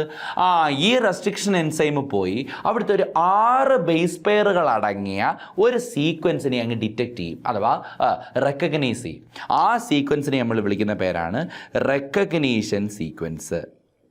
അപ്പോൾ ഒരു DNA, വളരെ നീളം കൂടിയ ഒരു DNAയിൽ ഒരു പ്രത്യേക ഭാഗത്ത് മാത്രം എങ്ങനെ റെസ്ട്രിക്ഷൻ എൻഡോന്യൂക്ലിയസ് മുറിക്കുന്നു? ഇത് നമുക്കൊരു ഡൗട്ടല്ലേ? അപ്പോൾ റെസ്ട്രിക്ഷൻ എൻഡോന്യൂക്ലിയസ് ആദ്യം എന്താ ചെയ്യുന്നത്? 6 ബേസ് പെയറുകളുള്ള ഒരു സീക്വൻസിനെ ആദ്യം ഇവൻ റെക്കഗ്നൈസ് ചെയ്തിട്ട് അവിടെ അങ്ങ് നിൽക്കും. അവിടെ നിന്നിട്ട് ഒരു പ്രത്യേക സൈറ്റിനെ അവൻ കട്ട് ചെയ്യും. ആ റെക്കഗ്നൈസ് ചെയ്യുന്ന സ്ഥലത്തെ നമ്മൾ പറയുന്ന പേരാണ് റെക്കഗ്നീഷൻ സീക്വൻസ്. കട്ട് ചെയ്യുന്ന സ്ഥലത്തെ നമ്മൾ പറയുന്ന പേരാണ് റെസ്ട്രിക്ഷൻ സൈറ്റ്. എന്താ പറയുന്നത്? Restriction site. റെക്കഗ്നീഷൻ സീക്വൻസും റെസ്ട്രിക്ഷൻ സൈറ്റും. ഇനി പറഞ്ഞിരിക്കുന്നു നോക്കൂ മക്കളെ, ഒരു ചോദ്യമാണ്. Genetic engineering include creation of recombinant DNA with the help of restriction enzyme. നേരത്തെ നമ്മൾ ചെയ്ത ചോദ്യമാണ്. എക്സ്പ്ലെയിൻ ആർ DNA ടെക്നോളജി നമ്മൾ നേരത്തെ ചെയ്തു. What are restriction enzyme? Name A restriction enzyme. ഇനി എഴുതാമല്ലോ. What are restriction enzyme? Restriction endonuclease are the nuclease enzyme or endonuclease enzyme which have controlled activity. അല്ലെങ്കിൽ നിങ്ങൾക്ക് എഴുതാം these are the nuclease enzyme used to cut a specific part of a DNA. Example ചോദിച്ചാൽ നിങ്ങൾക്ക് ഇനി ലോകത്തിൽ ആദ്യമായി കണ്ടുപിടിക്കപ്പെട്ട restriction എൻസൈമിന്റെ പേര് എഴുതാമല്ലോ. എന്തുവാ? HindII. അതല്ലെങ്കിൽ നിങ്ങൾക്ക് EcoR1, ഏത് വേണമെങ്കിലും എഴുതാം. ഓക്കെ, അടുത്തത്. Name the enzyme known as molecular scissors. Give an example of such enzyme. Okay അല്ലേ? ഇവനെ തന്നെയാണ് നമ്മൾ എന്തെന്നും അറിയപ്പെടുന്നത്? റെസ്ട്രിക്ഷൻ എൻഡോന്യൂക്ലിയസ് എൻസൈമിനെ അറിയപ്പെടുന്ന വേറൊരു പേരാണ് മോളിക്കുലാർ സിസേഴ്സ് എന്നും അറിയപ്പെടും. അല്ലെങ്കിൽ തന്നെ നമ്മൾ ഇവനെ അറിയപ്പെടുന്ന വേറൊരു പേരാണ് ജനറ്റിക് സിസേഴ്സ്. മോളിക്കുലാർ സിസേഴ്സ് അല്ലെങ്കിൽ ജനറ്റിക് സിസേഴ്സ് എന്നും ഇവനെ അറിയപ്പെടും. ഇനി dash are the enzyme used for cutting the DNA molecule into fragment. An example for this type of enzyme is EcoR1. ഏതാണ്? Restriction endonuclease. ശരിയല്ലേടെ? Restriction endonuclease. ഇനി അതിന് പേര് കൊടുക്കുന്നത് എങ്ങനെയാണ്? ഒരു റെസ്ട്രിക്ഷൻ എൻഡോന്യൂക്ലിയേസ് ആണ് ഈക്കോ R1. അവിടെ പറഞ്ഞിട്ടുണ്ട്. ഈ ഈക്കോ R1 ആ പേര് വന്നത് എങ്ങനെയാണ് നോക്ക്. What does eco R and I 1 stands for. Eco R1ൽ ഓരോന്നും എന്തിനെ സൂചിപ്പിക്കുന്നു നോക്കട്ടെ. Naming of restriction endonuclease enzyme. ഒരു റെസ്ട്രിക്ഷൻ എൻഡോന്യൂക്ലിയേസ് എൻസൈമിന് പേര് നൽകുന്നത് എങ്ങനെ? ശ്രദ്ധിച്ച് കേൾക്കണം. ദേ നോക്ക്. First letter of the names come from genus and the second 2 letters come from the species. ഇപ്പം നമ്മൾ ഈക്കോ R1 എടുത്ത് നോക്കിയാൽ ആദ്യത്തെ E എന്ന് പറയുന്ന എസ്റ്ററീഷ്യ അഥവാ ജീനസ് കണ്ടോ, അത് ഐസൊലേറ്റ് ചെയ്ത. ഇപ്പോൾ റെസ്ട്രിക്ഷൻ എൻഡോന്യൂക്ലിയസുകളെല്ലാം ബാക്ടീരിയയിൽ നിന്നാണ് ഐസൊലേറ്റ് ചെയ്യുന്നതെന്ന് ഞാൻ പറഞ്ഞു. അപ്പോൾ ആ റെസ്ട്രിക്ഷൻ എൻഡോന്യൂക്ലിയസ് ഐസൊലേറ്റ് ചെയ്ത ബാക്ടീരിയത്തിൻ്റെ ജീനസ് നെയിമാണ് ആദ്യത്തെ ലെറ്റർ. എന്തുവാ? ഈക്കോ R1 ഐസൊലേറ്റ് ചെയ്ത ബാക്ടീരിയയുടെ ജീനസ് നെയിം എന്തുവാ? എസ്റ്ററീഷ്യ. അവിടെ നിന്നാണ് നമ്മൾ എടുത്തത്.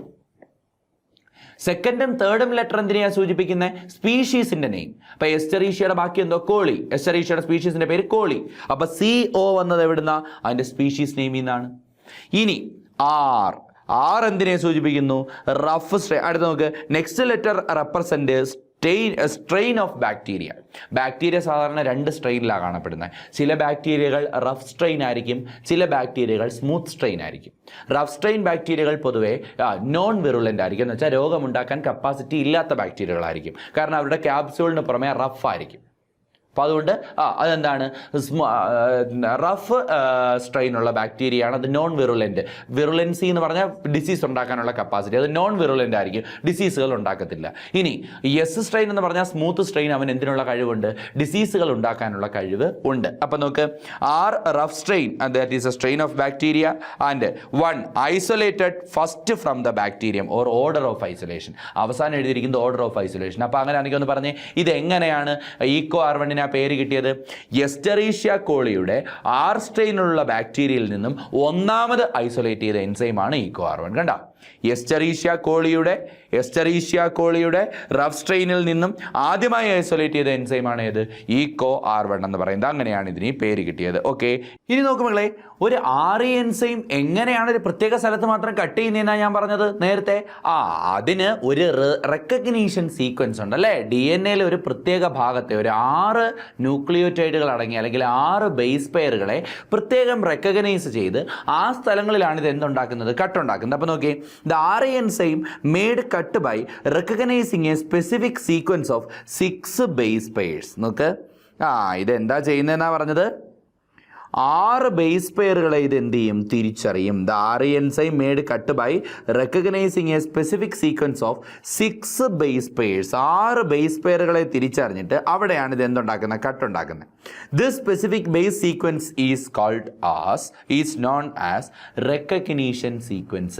ഇങ്ങനെ തിരിച്ചറിയപ്പെടുന്ന ഈ 6 ബേസ് പെയറുകൾ അടങ്ങിയ ഈ സീക്വൻസിനെ ഒരു റെസ്ട്രിക്ഷൻ എൻസൈം ഐഡന്റിഫൈ ചെയ്യുന്ന 6 സീക്വൻസുകളാണ് 6 ബേസ് പെയറുകൾ അടങ്ങിയ ഈ സീക്വൻസിനെ നമ്മൾ പറയുന്ന പേരാണ് റെക്കഗ്നീഷൻ സീക്വൻസ് എന്ന് പറയും. എന്ത് പറയും? Recognition sequence. Then the recognition sites are generally palindromic sequence. മിക്കവാറും റെസ്ട്രിക്ഷൻ എൻസൈമുകളുടെ എല്ലാം റെക്കഗ്നീഷൻ സീക്വൻസ് എന്ന് പറയുന്നത് എന്തായിരിക്കും? പാലിൻഡ്രോമിക് സീക്വൻസ് ആയിരിക്കും. എന്താ ഈ palindromic sequence? What you mean by palindromic sequence? ഇതാ നോക്കിക്കോ, പരീക്ഷയുടെ ഒരു ക്വസ്റ്റ്യൻ ആയിരിക്കും. എന്താണ് പാലിൻഡ്രോമിക് സീക്വൻസ്? നോക്കടാ. These sequences are DNA sequences that can be readable as the same in both the strands when it read it in same direction. ഒരു DNA-യുടെ 2 സ്ട്രാൻഡിലും ഒരേ ഡയറക്ഷനിൽ വായിക്കുമ്പോൾ ഒരുപോലെ ഇരിക്കുന്ന സീക്വൻസുകളെ വിളിക്കുന്ന പേരാണ് റെക്കഗ്നീഷൻ സീക്വൻസ്. ഇപ്പോൾ എക്സാമ്പിൾ നോക്കിയേ, സാറിന് ഇവിടെ വരയ്ക്കുക. GAATTC.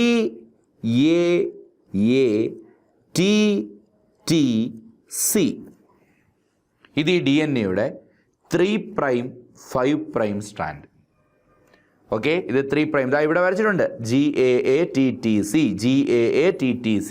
ഇനി ഇതിനൊരു 5', 3' സ്ട്രാൻഡ് കൂടെ ഉണ്ട്. ഒന്ന് പറയട്ടെ. ജിയുടെ നേരെ C, എയുടെ നേരെ T, എയുടെ നേരെ വീണ്ടും T, തൈമിൻ്റെ നേരെ അഡിനിൻ, തൈമിൻ്റെ നേരെ വീണ്ടും അഡിനിൻ, സൈറ്റോസിൻ്റെ നേരെ ഗ്വാൻ. അപ്പോൾ എന്തോ പാലൻഡ്രോമിക് സീക്വൻസ് എന്നാ പറഞ്ഞത്, ഇതൊരു പാലൻഡ്രോമിക് സീക്വൻസിന് എക്സാമ്പിളാണ്. അപ്പോൾ എന്തോ പാലൻഡ്രോമിക് സീക്വൻസ് എന്നാ പറഞ്ഞത്, the palindromic sequences are the DNA sequences which can be readable as the same. രണ്ട് സ്ട്രാൻഡിലും വായിക്കുമ്പോൾ ഒരുപോലെ ഇരിക്കണം. എങ്ങനെ വായിക്കണം? പക്ഷേ read it in same direction, ഒരേ ഡയറക്ഷനിൽ വായിക്കണം. നോക്ക്, 3' 5' ഞാൻ വായിക്കുക, GAATTC. അടുത്ത സ്റ്റാൻഡും അതേ ഡയറക്ഷനിൽ തന്നെ വായിക്കണം. 3' 5' തന്നെ വായിക്കണം. 3' 5' വായിക്കേ, GAATTC. രണ്ട് സ്ഥലത്തും വായിച്ചപ്പോൾ ഒരുപോലെ ഇരിക്കുമല്ലേ? അപ്പോൾ ഇങ്ങനെ രണ്ട് സ്ട്രാൻഡിലും ഒരുപോലെ വായിക്കാൻ കഴിയുന്ന DNA സീക്വൻസുകളെ നമ്മൾ വിളിക്കുന്ന പേരാണ് എന്ത് DNA സീക്വൻസുകൾ? Palindromic DNA sequences. ഇനി ഇതിൽ തന്നെ ഒരു പ്രത്യേക സ്ഥലത്താണ് റെസ്ട്രിക്ഷൻ എൻഡോന്യൂക്ലിയസ് കട്ടുണ്ടാക്കുന്നത്. ആ സ്ഥലത്തെ നമ്മൾ റെസ്ട്രിക്ഷൻ സൈറ്റ് എന്ന് വിളിക്കും. ഇപ്പോൾ ഇവിടെ ഇതിപ്പോൾ ECO-R1-ൻ്റെ, ഇത് ഏത് എൻസൈമിൻ്റെയാണ്? ECO-R1-ൻ്റെ റെക്കഗ്നീഷൻ സീക്വൻസ് ആണ് GAATTC. ഇതിൽ ഈ ജിക്കും എക്കും ഇടയിൽ, എന്തിൻ്റെയൊക്കെ ഇടയിൽ? ജിയുടെയും എയുടെയും ഇടയിലാണ് ആര് കട്ടുണ്ടാക്കുന്നത്? ഈ പറയുന്ന റെസ്ട്രിക്ഷൻ എൻഡോന്യൂക്ലിയസ് കട്ടുണ്ടാക്കുന്നുണ്ട്. അപ്പോൾ അതാ ഇങ്ങനെ കട്ടായങ്ങ് പോകും. ഇവിടെ അതാണ് കാണുന്നത്. GAATTCയിൽ രണ്ട് വെക്റ്റർ DNA ഉണ്ട്, ഫോറിൻ DNA ഉണ്ട്. രണ്ടിനെയും നമ്മൾ കട്ട് ചെയ്യുന്നത് ഒരേ റെസ്ട്രിക്ഷൻ എൻഡോന്യൂക്ലിയസ് വെച്ചാൽ. വെക്റ്ററിൻ്റെ ഇപ്പോൾ പ്ലാസ്മിഡിനെ നമ്മൾ കട്ട് ചെയ്യുന്നതും ഫോറിൻ ജീനിനെ മുറിച്ചെടുക്കാൻ വേണ്ടി നമ്മൾ കട്ട് ചെയ്യുന്നത് ഒരേ റെസ്ട്രിക്ഷൻ എൻഡോന്യൂക്ലിയസ് വെച്ചായിരിക്കണം. എങ്കിൽ മാത്രമേ ഇങ്ങനെ സ്റ്റിക്കി ആയ രണ്ട് എൻഡുകൾ കിട്ടത്തുള്ളൂ. ഉണ്ടോ? ഇവിടെയും സ്റ്റിക്കി എൻഡാണ്, ഇവിടെയും സ്റ്റിക്കി എൻഡാണ്. രണ്ടും കൂടെ ഒട്ടിപ്പിടിക്കാൻ ചാൻസ് ഇല്ലേ? അപ്പോൾ ഇങ്ങനെയാണ് നമ്മൾ എന്ത് നിർമ്മിക്കുന്നത്? ഈ പറയുന്ന റെസ്ട്രിക്ഷൻ എൻഡോന്യൂക്ലിയസ് ഉപയോഗിച്ച് സ്റ്റിക്കി എൻഡുകൾ നിർമ്മിക്കുന്നത് DNA-യിൽ. ഇവിടെ കട്ട് ചെയ്യുമ്പോൾ എന്താ? ഇവിടെ ഏതൊക്കെ ഫ്രീ ആയി? TTAA ഫ്രീ ആയി. ഇവിടെ ആകുമ്പോഴോ AATT ഫ്രീ ആയി. അപ്പോൾ ഇത് രണ്ടും കൂടെ പെട്ടെന്ന് എന്ത് ചെയ്യാൻ പറ്റും? ജോയിൻ ചെയ്യാൻ പറ്റും. ഫോറിൻ DNAയും വെക്റ്റർ DNAയും ഒരേ റെസ്ട്രിക്ഷൻ എൻഡോന്യൂക്ലിയസ് കൊണ്ട് മുറിച്ചാൽ എന്താണ് പ്രയോജനം? ഫോറിൻ DNAയും വെക്റ്റർ DNAയും ഒരേ റെസ്ട്രിക്ഷൻ എൻഡോന്യൂക്ലിയസ് കൊണ്ട് മുറിച്ചാൽ അവിടെ എന്ത് ഫോം ചെയ്യും? സ്റ്റിക്കി എൻഡുകൾ ഫോം ചെയ്യും. അപ്പോൾ DNAകൾ ജോയിൻ ചെയ്യാൻ പിന്നെ ആരുടെ ആവശ്യം വരത്തില്ല? ലിഗേസിൻ്റെ ആവശ്യം വരത്തില്ല. ഓക്കെ, ഇനി അടുത്തതായിരുന്നു നോക്കട്ടെ. ഇവിടെ നിന്നുള്ള ചോദ്യങ്ങളാണ്. നോക്ക്, ചോദ്യങ്ങളിൽ എന്തൊക്കെയാണ് പറഞ്ഞിരിക്കുന്നത്? The given figures show a sequence of DNA that can be cut down by restriction endonuclease. Name the sequence. എന്താണ് ആ സീക്വൻസിൻ്റെ പേര്? പറഞ്ഞോടെ, എന്താണ് ആ സീക്വൻസിൻ്റെ പേര്? പാലിൻഡ്രോമിക് സീക്വൻസ് അല്ലേ? ആ സീക്വൻസിൻ്റെ പേരാണ് പാലിൻഡ്രോമിക് സീക്വൻസ്. അതുപോലെ write down the name of restriction endonuclease which is recognises the above sequence. ഈ മുകളിൽ കാണുന്ന റെക്കഗ്നീഷൻ സീക്വൻസിനെ റെക്കഗ്നൈസ് ചെയ്യുന്ന എൻസൈം ഏതാണ്? ഏതാ? ECO-R1.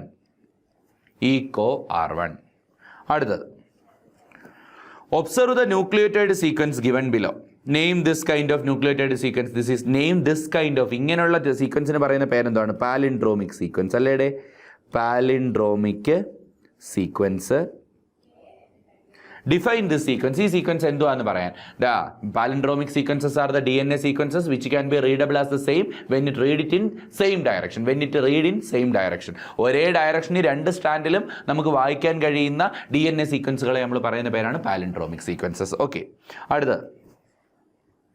അടുത്ത നമ്മൾ പുതിയൊരു കാര്യമാണ് പഠിക്കാൻ പോകുന്നത്. എന്താണെന്ന് ചോദിച്ചാൽ ജെൽ ഇലക്ട്രോഫോറസിസ്. എന്താ പറയുന്നത്? Gel electrophoresis. അപ്പോൾ ജെൽ ഇലക്ട്രോഫോറസിസ് എന്താണ് എന്നുള്ളത് നമുക്ക് പരിശോധിക്കാം. മക്കളെ, ഇപ്പോൾ നമ്മുടെ കയ്യിലൊരു ടെസ്റ്റ് ട്യൂബ് ഉണ്ടായിരുന്നു. ഈ ടെസ്റ്റ് ട്യൂബിനകത്ത് നമ്മളൊരു DNA, ഇപ്പോൾ മനുഷ്യൻ്റെ ഒരു ഹ്യൂമൻ DNA ഇട്ടു. ഒരു ഹ്യൂമൻ DNA ആയിട്ട് നമുക്ക് ഇടാൻ പറ്റത്തില്ല, കുറേ DNAകൾ ഉണ്ടാവും. ഇതിനെല്ലാം നമ്മൾ റെസ്ട്രിക്ഷൻ എൻഡോന്യൂക്ലിയസ് ഉപയോഗിച്ച് കട്ട് ചെയ്തു ഇൻസുലിൻ ജീൻ എടുക്കാൻ വേണ്ടിയിട്ട്. ഇപ്പം നമുക്ക് ഈ ടെസ്റ്റ് ട്യൂബിനകത്ത് നമ്മുടെ ഇൻസുലിൻ ജീൻ മാത്രമല്ല ഉള്ളത്. ഒരു DNA-യിൽ 2 കട്ടുണ്ടാക്കി കഴിഞ്ഞാൽ മൊത്തം 3 പീസാവും. ശരിയല്ലേ? നിങ്ങളുടെ കയ്യിൽ നൂലിരിപ്പുണ്ട്, അല്ലെങ്കിൽ റിബൺ ഇരിപ്പുണ്ട്. റിബണിൻ്റെ നടുക്ക് 2 കട്ടുണ്ടാക്കി. 2 കട്ടുണ്ടാക്കിയാൽ മൊത്തം എത്ര പീസ് ഉണ്ടാവും? 3 പീസ് ഉണ്ടാവും. അപ്പോൾ ഒരു DNA-യുടെ നടുക്കുന്ന നിങ്ങളൊരു ജീൻ മുറിച്ചെടുക്കാൻ നോക്കുമ്പോൾ എന്തോ പ്രശ്നം? ജീൻ മാത്രമല്ല ഇവിടെ ഉണ്ടാകുന്നത്, പകരം DNA-യുടെ 3 സെഗ്മെൻറ്റുകൾ വീതം ഉണ്ടാവും. അപ്പോൾ മൊത്തത്തിൽ ആ ടെസ്റ്റ് ട്യൂബിൽ ഒരു 100 DNA ഉണ്ടായിരുന്നെങ്കിൽ ഇപ്പോൾ 300 സെഗ്മെൻറ്റ് കിടപ്പുണ്ട്. ആ 300 സെഗ്മെൻറ്റിൽ നിങ്ങൾക്ക് വേണ്ട ജീൻ 100 എണ്ണമേ ഉള്ളൂ. ആ 100 എണ്ണത്തെ നിങ്ങൾക്ക് സെപ്പറേറ്റ് ചെയ്യണം. ആകെയുള്ള 300 സെഗ്മെൻറ്റിൽ നിന്ന് ആ കുഞ്ഞൻ കഷണങ്ങൾ, DNA-യുടെ ചെറിയ കഷണങ്ങൾ, ജീനുകളെന്ന് പറഞ്ഞാൽ മറ്റ് 2 കഷണങ്ങളെക്കാൾ ചെറുതായിരിക്കും. നോക്ക്, ഇത്രയും വലിയൊരു DNA. ഇതാണ് DNA. ഈ DNA-യുടെ ഇത്രയും സ്ഥലം മാത്രമായിരിക്കും ചിലപ്പോൾ ജീൻ എന്ന് പറയുന്നത്. ഇതായിരിക്കും ജീൻ. അപ്പോൾ ഉള്ളതിൽ ചെറിയതാരാ? ഈ കിടക്കുന്ന സെഗ്മെൻറ്റുകളിൽ ഏറ്റവും ചെറിയ DNA സെഗ്മെൻ്റ് ആരാ? ജീനാ. അപ്പോൾ DNA അതിൻ്റെ ഡെൻസിറ്റി വെച്ച് അഥവാ അതിൻ്റെ നീളം വെച്ച് സെപ്പറേറ്റ് ചെയ്യുന്ന ഒരു ടെക്നിക്കാണ് ഏതെന്ന് പറയുന്നത് ജെൽ ഇലക്ട്രോഫോറസിസ്. ഇവിടെ നമുക്ക് ടെക്സ്റ്റ് ബുക്കിൽ പഠിക്കാനുള്ളത് അഗാറോസ് ജെൽ ഇലക്ട്രോഫോറസിസ് എന്ന് പറയുന്ന ഒരു ഇലക്ട്രോഫോറസിസ്. ഏതാണ് അഗാറോസ് ജെൽ ഇലക്ട്രോഫോറസിസിൻ്റെ പ്രത്യേകത എന്താണെന്ന് വെച്ച് കഴിഞ്ഞാൽ ഇവിടെ നമ്മൾ ഉപയോഗിക്കുന്ന ഈ ജെൽ ഇലക്ട്രോഫോറസിസിൽ നമ്മൾ ഉപയോഗിക്കുന്ന ജെൽ എന്ന് പറയുന്ന അഗറോസ് ജെല്ലാണ്. പണ്ട് നിങ്ങൾ പഠിച്ചിട്ടില്ലേ ജലീഡിയത്തിൽ നിന്നും ഗ്രാസിലേറിയയിൽ നിന്നും എടുക്കുന്ന അഗർ എന്ന് പറയുന്നൊരു പൗഡറിനെ കുറിച്ച്. അപ്പോൾ അതിൽ നിന്നുണ്ടാക്കുന്ന ഒരു ജെല്ലാണ് അഗറോസ് ജെൽ. അപ്പോൾ ഇവിടെ നമ്മൾ കുറച്ച് കാര്യങ്ങൾ ചെയ്യും. എന്തോന്നറിയാമോ, നമ്മൾ ഇങ്ങനൊരു സിസ്റ്റം ഉണ്ടാക്കും. ഇത് ഈ ജെല്ല് കൊണ്ട് നിർമ്മിച്ച ഒരു സ്ലാബാണ്. അതിൻ്റെ ഒരു സൈഡിലായിട്ട് 4 വെൽസ് ഉണ്ട്. ഒരു സൈഡിലായിട്ട് എന്തുണ്ട്, 4 വെൽസ് ഉണ്ട്. ഇപ്പം നിങ്ങളുടെ ഈ ടെസ്റ്റ് ട്യൂബിൽ കുറേ കഷ്ണങ്ങളുണ്ട് അല്ലേ, DNA കഷ്ണങ്ങളുണ്ട്. അതിൽ നിങ്ങൾക്ക് വേണ്ട കഷ്ണങ്ങൾ തീരെ ചെറിയ കഷ്ണങ്ങളാണ്, വേണ്ടാത്ത കഷ്ണങ്ങൾ വലിയ കഷ്ണങ്ങളാണ്. അപ്പോൾ ഈ DNA കഷ്ണങ്ങൾ അടങ്ങിയ ഈ സൊല്യൂഷനെ നമുക്ക് കണ്ണുകൊണ്ട് കാണാനൊന്നും പറ്റത്തില്ല കേട്ടോ DNA. അപ്പം നിങ്ങൾ എന്ത് ചെയ്യുന്നു, ഈ കഷ്ണങ്ങൾ അടങ്ങിയ DNA നിങ്ങൾ ഈ വെൽസിനകത്തേക്ക് ഒഴിക്കുന്നു. ഈ സൊല്യൂഷൻ നിങ്ങൾ ഇതിനകത്തേക്ക് ഈ വെൽസിനകത്തേക്ക് ഒഴിക്കുന്നു. എന്നിട്ട് ഈ സിസ്റ്റത്തിൻ്റെ ഈ സൈഡിൽ നിങ്ങൾ പോസിറ്റീവ് ഇലക്ട്രോഡും ഈ സൈഡിൽ നിങ്ങൾ നെഗറ്റീവ് ഇലക്ട്രോഡും ഈ സൈഡിൽ നിങ്ങൾ പോസിറ്റീവ് ഇലക്ട്രോഡും പ്ലേസ് ചെയ്യുന്നു. അതായത് നിങ്ങൾ വെൽസ് ഇരിക്കുന്ന ഭാഗത്ത് നെഗറ്റീവ് ഇലക്ട്രോഡ്, ഓപ്പോസിറ്റ് സ്ഥലത്ത് DNA ഇവിടുന്ന് ഇങ്ങോട്ടാണ് മൂവ് ചെയ്യേണ്ടത്. പോസിറ്റീവ് ഇലക്ട്രോഡ് അപ്പോൾ എവിടെ, ഓപ്പോസിറ്റ് സൈഡിൽ. കാരണം DNA ഒരു നെഗറ്റീവ്ലി ചാർജ്ഡ് മോളിക്യൂളാണ്. അതുകൊണ്ട് അത് എങ്ങോട്ട് മൂവ് ചെയ്യാൻ തുടങ്ങും, പോസിറ്റീവ് ഇലക്ട്രോഡിൻ്റെ അടുത്തേക്ക് മൂവ് ചെയ്യാൻ തുടങ്ങും. അപ്പോൾ പോസിറ്റീവ് ഇലക്ട്രോഡ് എപ്പോഴും DNA ഇരിക്കുന്നതിൻ്റെ ഓപ്പോസിറ്റ് സൈഡിലേ വെക്കാവും. അപ്പോൾ എന്നിട്ട് ഇതിനകത്തൂടെ കറണ്ട് കടത്തി വിടുന്നു, ഇലക്ട്രിസിറ്റി കൊടുക്കുന്നു. അപ്പോൾ എന്ത് സംഭവിക്കും, DNA ഈ വെൽസിൽ നിന്ന് പതിയെ മൂവ് ചെയ്യാൻ തുടങ്ങും. എങ്ങോട്ട്, പോസിറ്റീവ് ഇലക്ട്രോഡിൻ്റെ അടുത്തേക്ക്. പക്ഷെ അങ്ങനെ മൂവ് ചെയ്യുന്നത് ഏത് വഴിയാണ്, ജെല്ലിലൂടെയാണ്. ജെല്ലിലൂടെ മൂവ് ചെയ്യുമ്പോൾ DNA വളരെ പതുക്കെ ജെല്ലിൻ്റെ ഇടയ്ക്കുള്ള പോറുകളിലൂടെ പതുക്കെ ആയിരിക്കും മൂവ് ചെയ്യുന്നത്. അപ്പം അതിൽ തന്നെ വലിപ്പം കുറവുള്ളവനെ ആദ്യം മൂവ് ചെയ്യും, വലിപ്പം കൂടുതലുള്ളവൻ പുറകെ പതുക്കെ ചെല്ലുള്ളൂ. അപ്പോൾ വലിപ്പം കുറവുള്ള സീക്വൻസ് എല്ലാം മുമ്പേ ചെല്ലും. അതല്ലേ നമുക്ക് വേണ്ടത്, വലിപ്പം കുറവുള്ള സീക്വൻസ് അല്ലേ മുമ്പേ വേണ്ടത്. ഇതിനെ അങ്ങേ അറ്റം ചെല്ലുന്നവരെ നമ്മൾ കാത്തിരിക്കില്ല, പകരം ഇതിവിടെ വെച്ച് സ്റ്റോപ്പ് ചെയ്യുക. അപ്പോൾ ആദ്യം ചെയ്യേണ്ടത് വെൽസിനകത്ത് നിങ്ങൾ DNA മിക്സ്ചർ, DNA കുറേ സെഗ്മെൻറ്റുകൾ അടങ്ങിയ സൊല്യൂഷൻ ഒഴിക്കുക എന്ന് പറയുന്നതാണ്. That step is called loading of sample. സാമ്പിളിനെ നിങ്ങൾ ലോഡ് ചെയ്തു. രണ്ടാമത്തെ സ്റ്റെപ്പ് റണ്ണിങ് ഓഫ് സാമ്പിൾ. എന്താണ് റണ്ണിങ് ഓഫ് സാമ്പിൾ എന്ന് പറഞ്ഞാൽ, സാമ്പിളിനെ റൺ ചെയ്യിപ്പിക്കുക എന്ന് വെച്ചാൽ ഇവിടെ ഇലക്ട്രിസിറ്റി കൊടുക്കുക. ഈ 2 ഇലക്ട്രോഡിലും എന്ത് കൊടുക്കുക, ഇലക്ട്രിസിറ്റി കൊടുക്കുക. അപ്പോൾ DNA നെഗറ്റീവ് ഇലക്ട്രോഡിൻ്റെ അടുത്ത് നിന്ന് എങ്ങോട്ട് മൂവ് ചെയ്യാൻ തുടങ്ങും, പോസിറ്റീവ് ഇലക്ട്രോഡിൻ്റെ അടുത്തേക്ക് മൂവ് ചെയ്യാൻ തുടങ്ങും. അപ്പോൾ അങ്ങനെ മൂവ് ചെയ്യുമ്പോൾ തന്നെ ചെറിയ സെഗ്മെൻറ്റുകൾ ആദ്യം പോകും, വലിയ സെഗ്മെൻറ്റുകൾ പിന്നീട് വരും. ഇപ്പോഴും നിങ്ങൾക്ക് DNA വിഷ്വലൈസ് ചെയ്തിട്ടില്ല, DNA കാണാൻ പറ്റത്തില്ല. DNA കാണണമെങ്കിൽ അടുത്ത ഒരു മെത്തേഡ് നോക്കണം, ദാറ്റ് ഈസ് സ്റ്റെയിനിങ്. അടുത്ത സ്റ്റെപ്പാണ് സ്റ്റെയിനിങ്. എന്തുപയോഗിച്ചാണ് നമ്മൾ സ്റ്റെയിൻ ചെയ്യുന്നത്, എത്തിഡിയം ബ്രോമൈഡ് എന്ന് പറയുന്ന ഒരു സ്റ്റെയിൻ ഉപയോഗിച്ച്. എന്തുപയോഗിച്ചാൽ സ്റ്റെയിൻ ചെയ്യുന്നത്, എത്തിഡിയം ബ്രോമൈഡ് എന്ന് പറയുന്ന ഒരു സ്റ്റെയിൻ ഉപയോഗിച്ച്. എന്നിട്ട് UV ലൈറ്റ് അടിച്ചാൽ, ഈ ഒരു സിസ്റ്റത്തിനകത്തേക്ക് UV ലൈറ്റ് അടിച്ചു കഴിഞ്ഞാൽ നിങ്ങൾക്ക് എന്ത് ചെയ്യാൻ പറ്റും, DNA വിഷ്വലൈസ് ചെയ്യാൻ പറ്റും. ബ്രൈറ്റ് ഓറഞ്ച് കളറിൽ. ഏത് കളറിലാണ് DNA വിസിബിൾ ആവുന്ന കളർ ഓർത്തോണം, ബ്രൈറ്റ് ഓറഞ്ച് കളർ. അവിടെ ഉപയോഗിക്കുന്ന സ്റ്റെയിനിൻ്റെ പേര് എത്തിഡിയം ബ്രോമൈഡ്. ഇനി അത് കഴിഞ്ഞിട്ട് നമ്മൾ ഈ സെപ്പറേറ്റഡ് ആയ DNA ഫ്രാഗ്മെൻറ്റിനെ ജെല്ലിനോടൊപ്പം മുറിച്ചെടുക്കും. നമുക്ക് വേണ്ട ജീൻ മാത്രം നമ്മൾ അതിൽ നിന്ന് കട്ട് ചെയ്ത് പുറത്തെടുക്കും. ആ പ്രോസസ്സിനെ പറയുന്ന പേരാണ് elution. The process of cutting out the desired DNA fragment from electrophoretic medium. Electrophoretic മീഡിയത്തിൽ നിന്നും ആവശ്യമായ സീക്വൻസ് ഓഫ് DNA മാത്രം നമ്മൾ എന്ത് ചെയ്യുന്നു, അല്ലെങ്കിൽ ആവശ്യമായ ജീനിനെ മാത്രം കട്ട് ചെയ്ത് മാറ്റുന്നു. ഈ പ്രോസസ്സിനെ പറയുന്ന പേരാണ് എല്യൂഷൻ. അപ്പോൾ നോക്കുക മക്കളെ, ഇവിടെ പറഞ്ഞിരിക്കുന്നത് in gel electrophoresis the separated DNA fragments can be visualized after staining. Name the stain used for it. ഒരു പ്രീവിയസ് ഇയർ ക്വസ്റ്റൻ ആണ്. സ്റ്റെയിനിൻ്റെ പേര് എഴുതാൻ. എന്തോ സ്റ്റെയിനിൻ്റെ പേര്, എത്തിഡിയം ബ്രോമൈഡ് എന്നാണ് സ്റ്റെയിനിൻ്റെ പേര്.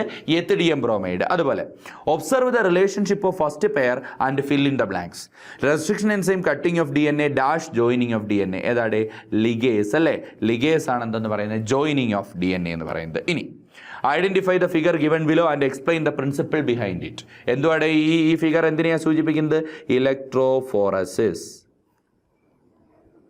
എന്തോ ഇതിൻ്റെ പിന്നിലുള്ള principle, the DNA fragments are separated according to their length. DNA ഫ്രാഗ്മെൻറ്റുകളെ എങ്ങനെ ഇത് ഉപയോഗിച്ച് സെപ്പറേറ്റ് ചെയ്യാൻ പറ്റും, അവരുടെ ലെങ്ത് ബേസ് ചെയ്ത് നമുക്ക് ഇത് വെച്ച് സെപ്പറേറ്റ് ചെയ്യാൻ പറ്റും. ശരിയല്ലേ മക്കളെ. അടുത്തത് The DNA fragments can be separated using gel electrophoresis. Okay. Name the gel used in this technique. ആ ജെല്ലിന്റെ പേരെന്തുവാ? നമ്മുടെ അഗറോസ് ജെൽ ഇലക്ട്രോഫോറസിസ് എന്നല്ലേ നമ്മൾ പറയുന്നത്. അപ്പോൾ അവിടെ ഉപയോഗിക്കുന്ന ജെല്ലിന്റെ പേര് അഗറോസ് ജെൽ. ഇനി write the name of technique used to remove DNA from the gel. DNA ജെല്ലിൽ നിന്ന് റിമൂവ് ചെയ്യുന്ന ടെക്നിക്കിനെ നമ്മൾ എന്താണ് പറയുന്നത്? That is called elution. DNA ജെല്ലിൽ നിന്ന് റിമൂവ് ചെയ്യുന്ന പ്രോസസ്സിനെ പറയുന്ന പേര് എല്യൂഷൻ എന്ന് പറയും. ഓക്കെ. ഇനി അടുത്ത നമുക്ക് പഠിക്കേണ്ടത് ക്ലോണിംഗ് വെക്ടറിനെ കുറിച്ചാണ്. ക്ലോണിംഗ് വെക്ടർ നമ്മൾ പറഞ്ഞു, ഒരു DNA അങ്ങനെ വെറുതെ എടുത്ത് ഒരു ജീവിയുടെ സൈറ്റോപ്ലാസ്റ്റിൽ ഇട്ട് കൊടുക്കാൻ പറ്റത്തില്ല. അതിന് ചില വെക്ടറുകളുടെ സഹായം വേണം. അപ്പോൾ ആ വെക്ടറുകളെ കുറിച്ചാണ് അടുത്ത് നമ്മൾ പറയാൻ പോകുന്നത്. അതാണ് ക്ലോണിംഗ് വെക്ടേഴ്സ്. അപ്പോൾ എന്താണ് ക്ലോണിംഗ് വെക്ടർ എന്ന് പറഞ്ഞാൽ? നമ്മൾ നേരത്തെ തന്നെ പറഞ്ഞു അല്ലേ, ഒരു DNA നമുക്ക് എന്ത് ചെയ്യാൻ കഴിയില്ല? ഒരു ജീവിയുടെ സൈറ്റോപ്ലാസ്റ്റിലേക്ക് ഡയറക്റ്റായി ഇൻസേർട്ട് ചെയ്യാൻ കഴിയില്ല. അപ്പം നമുക്ക് ആരുടെയെങ്കിലും ഒരു സഹായം, ഒരു വെഹിക്കിളിൻ്റെ സഹായം വേണം ഇതിനെ ഉള്ളിലേക്ക് വെക്കാൻ വേണ്ടി. അതിനുവേണ്ടി നമ്മൾ ഉപയോഗിക്കുന്ന ആളാണ് ആരെന്ന് പറയുന്നത്? Cloning vector. സാധാരണ നമ്മുടെ ഹോസ്റ്റ് സെല്ല് ഒരു ബാക്ടീരിയൽ സെല്ലാണെങ്കിൽ, ഒരു ഹോസ്റ്റ് സെൽ ഒരു ബാക്ടീരിയൽ സെൽ, നിങ്ങൾക്കിപ്പോൾ ഒരു ജീൻ വെച്ച് കൊടുക്കേണ്ടത് ബാക്ടീരിയയിലേക്കാണ് ആണെങ്കിൽ അവിടെ മോസ്റ്റ് കൺവീനിയൻ്റ് ആയിട്ടുള്ള ഒരു ക്ലോണിംഗ് വെക്ടർ എന്ന് പറഞ്ഞാൽ അത് പ്ലാസ്മിഡാണ്. മോസ്റ്റ് കൺവീനിയൻ്റ് ആയിട്ടുള്ള ഒരു ക്ലോണിംഗ് വെക്ടർ എന്ന് പറഞ്ഞാൽ അത് ആരാണ്? പ്ലാസ്മിഡാണ്. പക്ഷെ നമുക്കൊരു സാധാരണ ഒരു നേറ്റീവ് പ്ലാസ്മിഡ്, ഒരു ബാക്ടീരിയയുടെ സാധാരണ നേറ്റീവ് പ്ലാസ്മിഡിനെ എടുത്ത് എന്തായിട്ട് ഉപയോഗിക്കാൻ പറ്റത്തില്ല? ക്ലോണിംഗ് വെക്ടറായിട്ട് ഉപയോഗിക്കാൻ പറ്റത്തില്ല. അപ്പം നമ്മൾ എന്ത് ചെയ്യണം? അതിനെ ചില മോഡിഫിക്കേഷൻസ് ഒക്കെ വരുത്തണം. എന്തിനാണ് ഈ മോഡിഫിക്കേഷൻ വരുത്തുന്നത് എന്ന് ചോദിച്ചാൽ, ഒരു ക്ലോണിംഗ് വെക്ടറിന് നിർബന്ധമായി ഉണ്ടായിരിക്കേണ്ട കുറച്ച് സവിശേഷതകളുണ്ട്. ആ സവിശേഷതകളോട് കൂടിയ ക്ലോണിംഗ് വെക്ടർ ഉപയോഗിച്ച് മാത്രമേ നമുക്ക് എന്ത് ചെയ്യാൻ പറ്റത്തുള്ളൂ? ക്ലോണിങ് ചെയ്യാൻ പറ്റത്തുള്ളൂ. അഥവാ ഒരു ജീനിനെ നമുക്ക് എടുത്തൊരു ഹോസ്റ്റ് സെല്ലിലേക്ക് ഇൻസേർട്ട് ചെയ്യാൻ പറ്റത്തുള്ളൂ. അപ്പം നമ്മൾ ചില മോഡിഫിക്കേഷൻസ് ഒക്കെ വരുത്തണം. അപ്പോൾ അതായത് ഒരു ബാക്ടീരിയയുടെ സാധാരണ നേറ്റീവ് പ്ലാസ്മിഡിനെ എടുത്ത് നമുക്ക് ഈ കാര്യം ചെയ്യാൻ പറ്റത്തില്ലെന്നാണ് അതിൻ്റെ സാരം. നമുക്ക് അതിനെ ചില മോഡിഫിക്കേഷൻ വരുത്തി ഒരു മോഡിഫൈഡ് പ്ലാസ്മിഡാക്കി മാറ്റിയാൽ മാത്രമേ പറ്റൂ. ഓക്കെ. അപ്പോൾ എന്തൊക്കെയാണ് ഒരു ക്ലോണിംഗ് വെക്ടറിന് വേണ്ട ഫീച്ചേഴ്സ്? പരീക്ഷയ്ക്ക് മക്കളെ 100% ഉറപ്പിച്ചോളൂ. പബ്ലിക് എക്സാമിനായാലും ഈ ഫസ്റ്റ് ടേം എക്സാമിനായാലും എപ്പോഴും ഇവിടുന്ന് ചോദിക്കുന്ന രണ്ടാമതൊരു ചോദ്യമുണ്ട്. ആദ്യം ഞാൻ പറഞ്ഞു ബയോടെക്നോളജിയുടെയും ജനറ്റിക് എഞ്ചിനീയറിംഗിൻ്റെയും ഡെഫിനിഷൻ, അത് ഉറപ്പാണ്. രണ്ടാമത്തെ ഒരു ചോദ്യമാണ് ഈ പറയുന്ന ക്ലോണിംഗ് വെക്ടറിൻ്റെ ഫീച്ചേഴ്സ് എന്തൊക്കെയാണ് നോക്കണം. ഒന്നാമത്തത് ഒറിജിൻ ഓഫ് റെപ്ലിക്കേഷൻ. ഒരു ക്ലോണിംഗ് വെക്ടറിന് നിർബന്ധമായി ഉണ്ടായിരിക്കേണ്ട ഒരു ഫീച്ചറാണ് ഇതെന്ന് പറയുന്നത് ഒറിജിൻ ഓഫ് റെപ്ലിക്കേഷൻ. എന്താ കാര്യം? നമ്മൾ നേരത്തെ തന്നെ പറഞ്ഞു, നമ്മുടെ ജീൻ ഒരു ജീവിയുടെ ശരീരത്തിൽ നിന്ന് റെപ്ലിക്കേറ്റ് ചെയ്യണം, അതിൻ്റെ കോപ്പീസ് ക്ലോണിങ് നടക്കണം, അതിൻ്റെ മൾട്ടിപ്പിൾ കോപ്പീസ് ഉണ്ടാക്കണമെങ്കിൽ ആദ്യം അതിരിക്കുന്ന DNA-ക്ക് റെപ്ലിക്കേറ്റ് ചെയ്യാൻ പറ്റണം. അതിരിക്കുന്ന DNA-ക്ക് റെപ്ലിക്കേറ്റ് ചെയ്യാൻ പറ്റണമെങ്കിൽ അതിന് ഒറിജിൻ ഓഫ് റെപ്ലിക്കേഷൻ വേണം. എന്താണ് origin of replication? This is the sequence from where replication starts. ഈ സീക്വൻസിൽ നിന്നാണ് ഒരു DNA-യുടെ എന്ത് സ്റ്റാർട്ട് ചെയ്യപ്പെടുന്നത്? റെപ്ലിക്കേഷൻ ആരംഭിക്കുന്നത്, റെപ്ലിക്കേഷൻ സ്റ്റാർട്ട് ചെയ്യുന്നത്. And any piece of DNA when linked to this sequence can made to replicate within the host cell. ഈ origin of റെപ്ലിക്കേഷനുള്ള DNA-യിൽ നിങ്ങൾ ഏത് DNA ഇൻസേർട്ട് ചെയ്താലും അത് ഹോസ്റ്റ് സെല്ലിൽ ഇരുന്ന് എന്ത് ചെയ്തുകൊണ്ടേയിരിക്കും? റെപ്ലിക്കേറ്റ് ചെയ്തുകൊണ്ടേയിരിക്കും. അതിൽ നമ്മൾ പേടിക്കേണ്ട. ബാക്കിയെല്ലാം ആ ഹോസ്റ്റ് സെല്ല് നോക്കിക്കോളൂ. നിങ്ങൾ ആ ഒറിജിൻ ഓഫ് റെപ്ലിക്കേഷനുള്ള ഒരു DNA-യുടെ പാർട്ടാക്കി മാറ്റണം എന്ന് മാത്രമേ ഉള്ളൂ. അപ്പോൾ നിങ്ങൾ പ്ലാസ്മിഡിനെയാണ് ക്ലോണിംഗ് വെക്ടറായിട്ട് എടുക്കുന്നതെങ്കിൽ നിർബന്ധമായിട്ട് ഒരു പ്ലാസ്മിഡിന് എന്ത് വേണം? ക്ലോണിംഗ് വെക്ടർ വേണം. അത് നിങ്ങൾ വെച്ച് പിടിപ്പിക്കേണ്ട ഒരു പ്ലാസ്മിഡിന് എന്ത് വേണം? ഒറിജിൻ ഓഫ് റെപ്ലിക്കേഷൻ വേണം. അപ്പോൾ അത് നിങ്ങൾ പുറത്തുനിന്ന് വെച്ച് പിടിപ്പിക്കേണ്ട കാര്യമൊന്നുമില്ല. എല്ലാ പ്ലാസ്മിഡിനും, ലോകത്ത് എല്ലാ ബാക്ടീരിയയിലുള്ള എല്ലാ പ്ലാസ്മിഡിനകത്തും എന്ത് കാണും? ഒറിജിൻ ഓഫ് റെപ്ലിക്കേഷൻ കാണും. അത് നമ്മൾ വെച്ച് പിടിപ്പിക്കേണ്ട കാര്യമൊന്നുമില്ല. ഒരു എക്സ്ട്രാ ഫീച്ചറൊന്നും അല്ലത്. പക്ഷേ അതൊരു ഫീച്ചറാണ്, ഒരു ക്ലോണിംഗ് വെക്ടറിന് നിർബന്ധമായി ഉണ്ടായിരിക്കേണ്ട ഫീച്ചറാണ്. അടുത്ത നോക്കട്ടെ, സെലക്റ്റബിൾ മാർക്കർ. എന്താണ് അടുത്ത നമുക്ക് വേണ്ടത്? Selectable marker. എന്താണ് സെലക്റ്റബിൾ മാർക്കർ എന്ന് നോക്കിയേ. In addition to origin of replication the vector requires a selectable marker which helps to identifying and eliminating non transformant and selectively permitting the growth of transformants. എന്താണ്? ട്രാൻസ്ഫോർമെന്റ്സിനെയും non ട്രാൻസ്ഫോർമെന്റ്സിനെയും തിരിച്ചറിയണം. എന്ന് വെച്ചാൽ ഇപ്പം എൻ്റെ കയ്യിൽ ഒരു ഫോറിൻ DNA ഉണ്ട്. This is the insulin gene. നമ്മളെപ്പോഴും ഫോറിൻ DNA ആയിട്ട് ആദ്യം മുതലേ എക്സാമ്പിൾ പറഞ്ഞ ഇൻസുലിൻ ജീനാണല്ലോ. എൻ്റെ കയ്യിൽ 2 പ്ലാസ്മിഡും ഉണ്ട്. മോഡിഫൈഡ് പ്ലാസ്മിഡ് 2 എണ്ണം ഉണ്ട്. ഇതിൽ ഏതിലേക്ക് വേണമെങ്കിലും ആർക്ക് കയറാം? ഈ ജീനിന് കയറാം. ഇനി എൻ്റെ കയ്യിൽ ഇതേ ബാക്ടീരിയ ഇരിപ്പുണ്ട്, 2 ബാക്ടീരിയ ഇരിപ്പുണ്ട്. ഇതിൽ ജീൻ കയറിയ പ്ലാസ്മിഡാണോ ജീൻ കയറാത്ത പ്ലാസ്മിഡാണോ ഇതിനകത്തേക്ക് കയറിയതെന്ന് എങ്ങനെ കണ്ട്? A bacteria, B bacteria. ഇതിൽ ഏതാണ് ട്രാൻസ്ഫോർമെന്റ് ബാക്ടീരിയ? അഥവാ എൻ്റെ ജീൻ ഇരിക്കുന്ന ബാക്ടീരിയ ഏതാണ് എന്നെങ്ങനെ കണ്ടുപിടിക്കും? അങ്ങനെ കണ്ടുപിടിക്കാൻ ഉപയോഗിക്കുന്ന ഒരു സീക്വൻസ് ആണ് ആരെന്ന് പറയുന്നത്? സെലക്റ്റബിൾ മാർക്കർ എന്ന് പറയുന്നത്. നോക്കിയടെ സെലക്റ്റബിൾ മാർക്കർ എന്ന് പറഞ്ഞാൽ അപ്പോൾ എന്താണ്, ജീൻ കയറിയ ബാക്ടീരിയയും കയറാത്ത ബാക്ടീരിയയും പരസ്പരം തിരിച്ചറിയാൻ ഉപയോഗിക്കുന്ന ഒരു സീക്വൻസിനെ നമ്മൾ പറയുന്ന പോലെ, അല്ലെങ്കിൽ ഒരു DNA നമ്മൾ പറയുന്ന പേരാണ് selectable marker. Normally the genes encoding resistance to antibiotic. ആൻറ്റിബയോട്ടിക്കിനെ റെസിസ്റ്റ് ചെയ്യാൻ കഴിവുള്ള ഏതെങ്കിലും ജീനിനെ ആയിരിക്കും അല്ലെങ്കിൽ ജീൻസിനെ ആയിരിക്കും നമ്മൾ എന്തായിട്ട് ഉപയോഗിക്കുക, സെലക്റ്റബിൾ മാർക്കറായിട്ട് ഉപയോഗിക്കുക. Such as ampicillin, chloramphenicol, tetracycline, kanamycin etcetera are considered useful selectable markers for E coli. ഈക്കോളിയുടെ പ്ലാസ്മിഡ്, ഈക്കോളിയുടെ നോർമൽ പ്ലാസ്മിഡിനെ നമ്മൾ പറയും കോൾ E1 പ്ലാസ്മിഡ് എന്ന് വിളിക്കും. എന്ത് വിളിക്കും?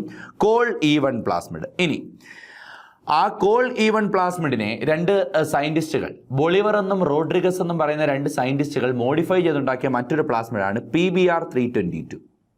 PBr322. അതിൽ ബിയും ആറും അവരുടെ പേരുകളാണ് സൂചിപ്പിക്കുന്നത്, ബൊളിവറും റോഡ്രിഗസും. ബൊളിവർ എന്നും റോഡ്രിഗസ് എന്നും പറയുന്ന രണ്ട് സയൻറ്റിസ്റ്റുകൾ ഈക്കോളിയുടെ പ്ലാസ്മിഡിനെ എടുത്ത് മോഡിഫൈ ചെയ്തുണ്ടാക്കിയ പ്ലാസ്മിഡാണ് PBr322. അപ്പോൾ ഈ PBr322 രണ്ട് സെലക്റ്റബിൾ മാർക്കേഴ്സ് ആണ്. ഒന്ന് ആംഫിസിലിൻ റെസിസ്റ്റന്റ് ജീനും രണ്ട് ടെട്രാസൈക്ലിൻ റെസിസ്റ്റന്റ് ജീനും. നമ്മളതിനെ ചുരുക്കി ആംബാർ എന്നും ടെറ്റാർ എന്നും എഴുതും. ആംബാർ, ടെറ്റാർ.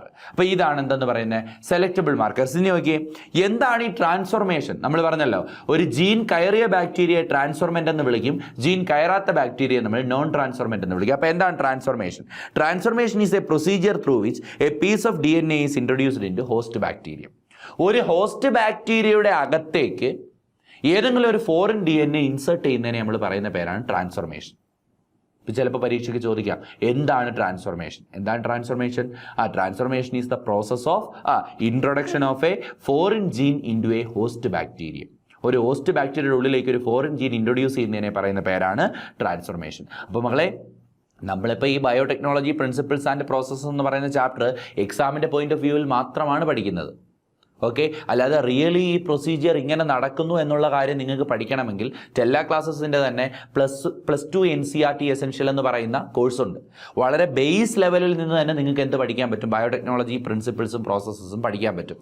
എങ്ങനെയാണ് ഈ പ്രൊസീജിയർ റിയൽ ലൈഫിൽ നമ്മൾ ചെയ്യുന്നത്, ലബോറട്ടറി കണ്ടീഷനിൽ എങ്ങനെയാണ് ഈ കാര്യങ്ങൾ ചെയ്യുന്നത്? ഇപ്പം നമ്മൾ വെറും തിയറി മാത്രം പഠിച്ചു പോവുകയാണ്. നമ്മൾ എന്ത് ചെയ്യുക, എക്സാം പോയിന്റ് ഓഫ് വ്യൂവിൽ എക്സാമിന് നമുക്ക് ഇങ്ങനെ ഒരു ക്വസ്റ്റ്യൻ ചോദിച്ചു കഴിഞ്ഞാൽ എങ്ങനെ എഴുതാൻ പറ്റും? നിങ്ങൾക്ക് ഇത് ഇങ്ങനെ മനസ്സിലാക്കാൻ താല്പര്യം ഉണ്ടെന്നുണ്ടെങ്കിൽ നിങ്ങൾക്ക് എന്ത് ചെയ്യാം, ബയോടെക്നോളജിയുടെ ആ ഒരു വീഡിയോ നിങ്ങൾക്ക് കണ്ടു നോക്കാം. +1 NCERT എസെൻഷ്യലിൽ ആ ഒരു വീഡിയോ ഉണ്ട്, ആ കോഴ്സിൽ ജോയിൻ ചെയ്ത് നിങ്ങൾക്കത് കണ്ടു നോക്കാം. ഓക്കെ, അപ്പോൾ ഇപ്പോൾ നമ്മൾ എക്സാമിന് വേണ്ടിയിട്ട് പഠിക്കുകയാണ്, അതുകൊണ്ട് സാർ ഇത്രേ പറഞ്ഞു തരുന്നുള്ളൂ. നോക്ക്, അപ്പോൾ സെലക്റ്റബിൾ മാർക്കേഴ്സ് എന്ന് പറഞ്ഞാൽ ജീൻ കയറിയ ബാക്ടീരിയയിൽ നിന്നും ഈ ജീൻ കയറാത്ത ബാക്ടീരിയയെ നമുക്ക് എന്ത് ചെയ്യണം, തിരിച്ചറിയാൻ വേണ്ടി നമ്മളെ സഹായിക്കുന്ന കുറച്ച് DNA ജീനുകളെ അല്ലെങ്കിൽ ജീനുകളെ നമ്മൾ വിളിക്കുന്ന പേരാണ് എന്തെന്ന് പറയുന്ന സെലക്റ്റബിൾ മാർക്കേഴ്സ്. സാധാരണഗതിയിൽ നമ്മൾ സെലക്റ്റബിൾ മാർക്കറുകളായിട്ട് ഉപയോഗിക്കുന്നത് ആരെയാണ്? Antibiotic resistant ജീനുകളെയാണ്.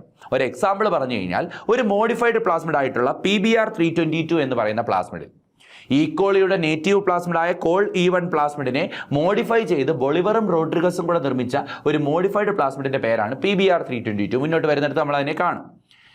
ഈ PBr322 എന്ന് പറയുന്ന പ്ലാസ്മിഡിൽ കാണപ്പെടുന്ന പ്രധാനപ്പെട്ട രണ്ട് ആൻറ്റിബയോട്ടിക് റെസിസ്റ്റന്റ് ജീനുകളാണ് ആംബാറും ടെറ്റാറും. എന്തോ ഈ ആംബാറിന്റെ full form? Ampicillin resistant gene. Ampicillin resistant gene. എന്താണ് ഈ ടെറ്റാറിന്റെ full form? Tetracycline resistant gene.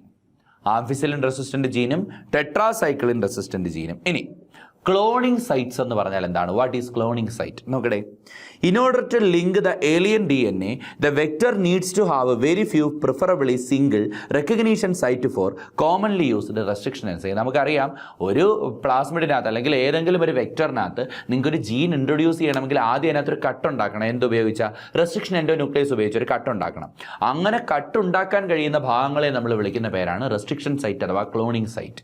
അപ്പോൾ ഒരു മോഡിഫൈഡ് പ്ലാസ്മിഡ് നിങ്ങൾ എടുക്കുമ്പോൾ അതിനകത്തൊരു നമ്പർ ഓഫ് ക്ലോണിംഗ് സൈറ്റ് വേണം. വ്യത്യസ്ത തരം ജീനുകളെ ഇൻസേർട്ട് ചെയ്യാൻ വേണ്ടി അതിനകത്തൊരു നമ്പർ ഓഫ് ക്ലോണിംഗ് സൈറ്റ്സ് വേണം. അപ്പോൾ പ്രധാനമായിട്ടും ഒരു ക്ലോണിംഗ് വെക്ടറിന് വേണ്ട 3 ഫീച്ചറുകളാണ്. ഒന്നെന്ന് പറയുന്നത് എന്താണ്? അതിനകത്ത് ഒറിജിൻ ഓഫ് റെപ്ലിക്കേഷൻ വേണം, രണ്ടാമത്തെ ഫീച്ചർ എന്താണ്? അതിനകത്ത് സെലക്റ്റബിൾ മാർക്കേഴ്സ് വേണം. ട്രാൻസ്ഫർമെൻറ്റ് ബാക്ടീരിയയും നോൺ ട്രാൻസ്ഫർമെൻറ്റ് ബാക്ടീരിയയും തിരിച്ചറിയാവുന്ന ഒരു ജീൻ വേണം, ദാറ്റ് ഈസ് സെലക്റ്റബിൾ മാർക്കർ. മൂന്നാമത് വേണ്ടത് ക്ലോണിങ് സൈറ്റ്. അതൊക്കെ നോർമലി നമ്മൾ ഉപയോഗിക്കുന്ന റെസ്ട്രിക്ഷൻ എൻഡോ ന്യൂക്ലിയസുകൾക്കെല്ലാം കട്ട് ചെയ്യാൻ കഴിയുന്ന ക്ലോണിങ് സൈറ്റ് വേണം. ഇപ്പം നിങ്ങൾ ഈ ചിത്രത്തിൽ കാണുന്നത് PBr322 ആണ്. എങ്ങനെ ഈ PBr322 നിർമ്മിച്ചതെന്നാണ് ഞാൻ പറഞ്ഞത്? ഈക്കോളി ബാക്ടീരിയത്തിൻ്റെ കോൾ E1 എന്ന് പറയുന്ന പ്ലാസ്മിഡിനെ ബൊളിവർ എന്നും റോഡ്രിഗസ് എന്നും പറയുന്ന രണ്ട് സയൻറ്റിസ്റ്റുകൾ മോഡിഫൈ ചെയ്തുണ്ടാക്കിയ പ്ലാസ്മിഡാണ് PBr322. അപ്പോൾ PBr322 നിങ്ങൾ നോക്കിയാൽ ഒരു ഒറിജിൻ ഓഫ് റെപ്ലിക്കേഷൻ നിങ്ങൾക്ക് കാണാൻ പറ്റും. രണ്ട് ആൻറ്റിബയോട്ടിക് റെസിസ്റ്റൻറ്റ് ജീനുകൾ കണ്ടോടെ, ഈ പിങ്ക് കളറിൽ കൊടുത്തിരിക്കുന്നതാണ് ആൻറ്റിബയോട്ടിക് റെസിസ്റ്റൻറ്റ് ജീൻ. ഏതൊക്കെയാണ്? ആംബാർ എന്ന് രേഖപ്പെടുത്തിയിരിക്കുന്നു. ഏതൊക്കെയാണ്? അപ്പോൾ അതിലെ സെലക്റ്റബിൾ മാർക്കേഴ്സ് ഏതൊക്കെയാണ്? സെലക്റ്റബിൾ മാർക്കേഴ്സ് ഇൻ PBr322 ചോദിക്കും മക്കളെ.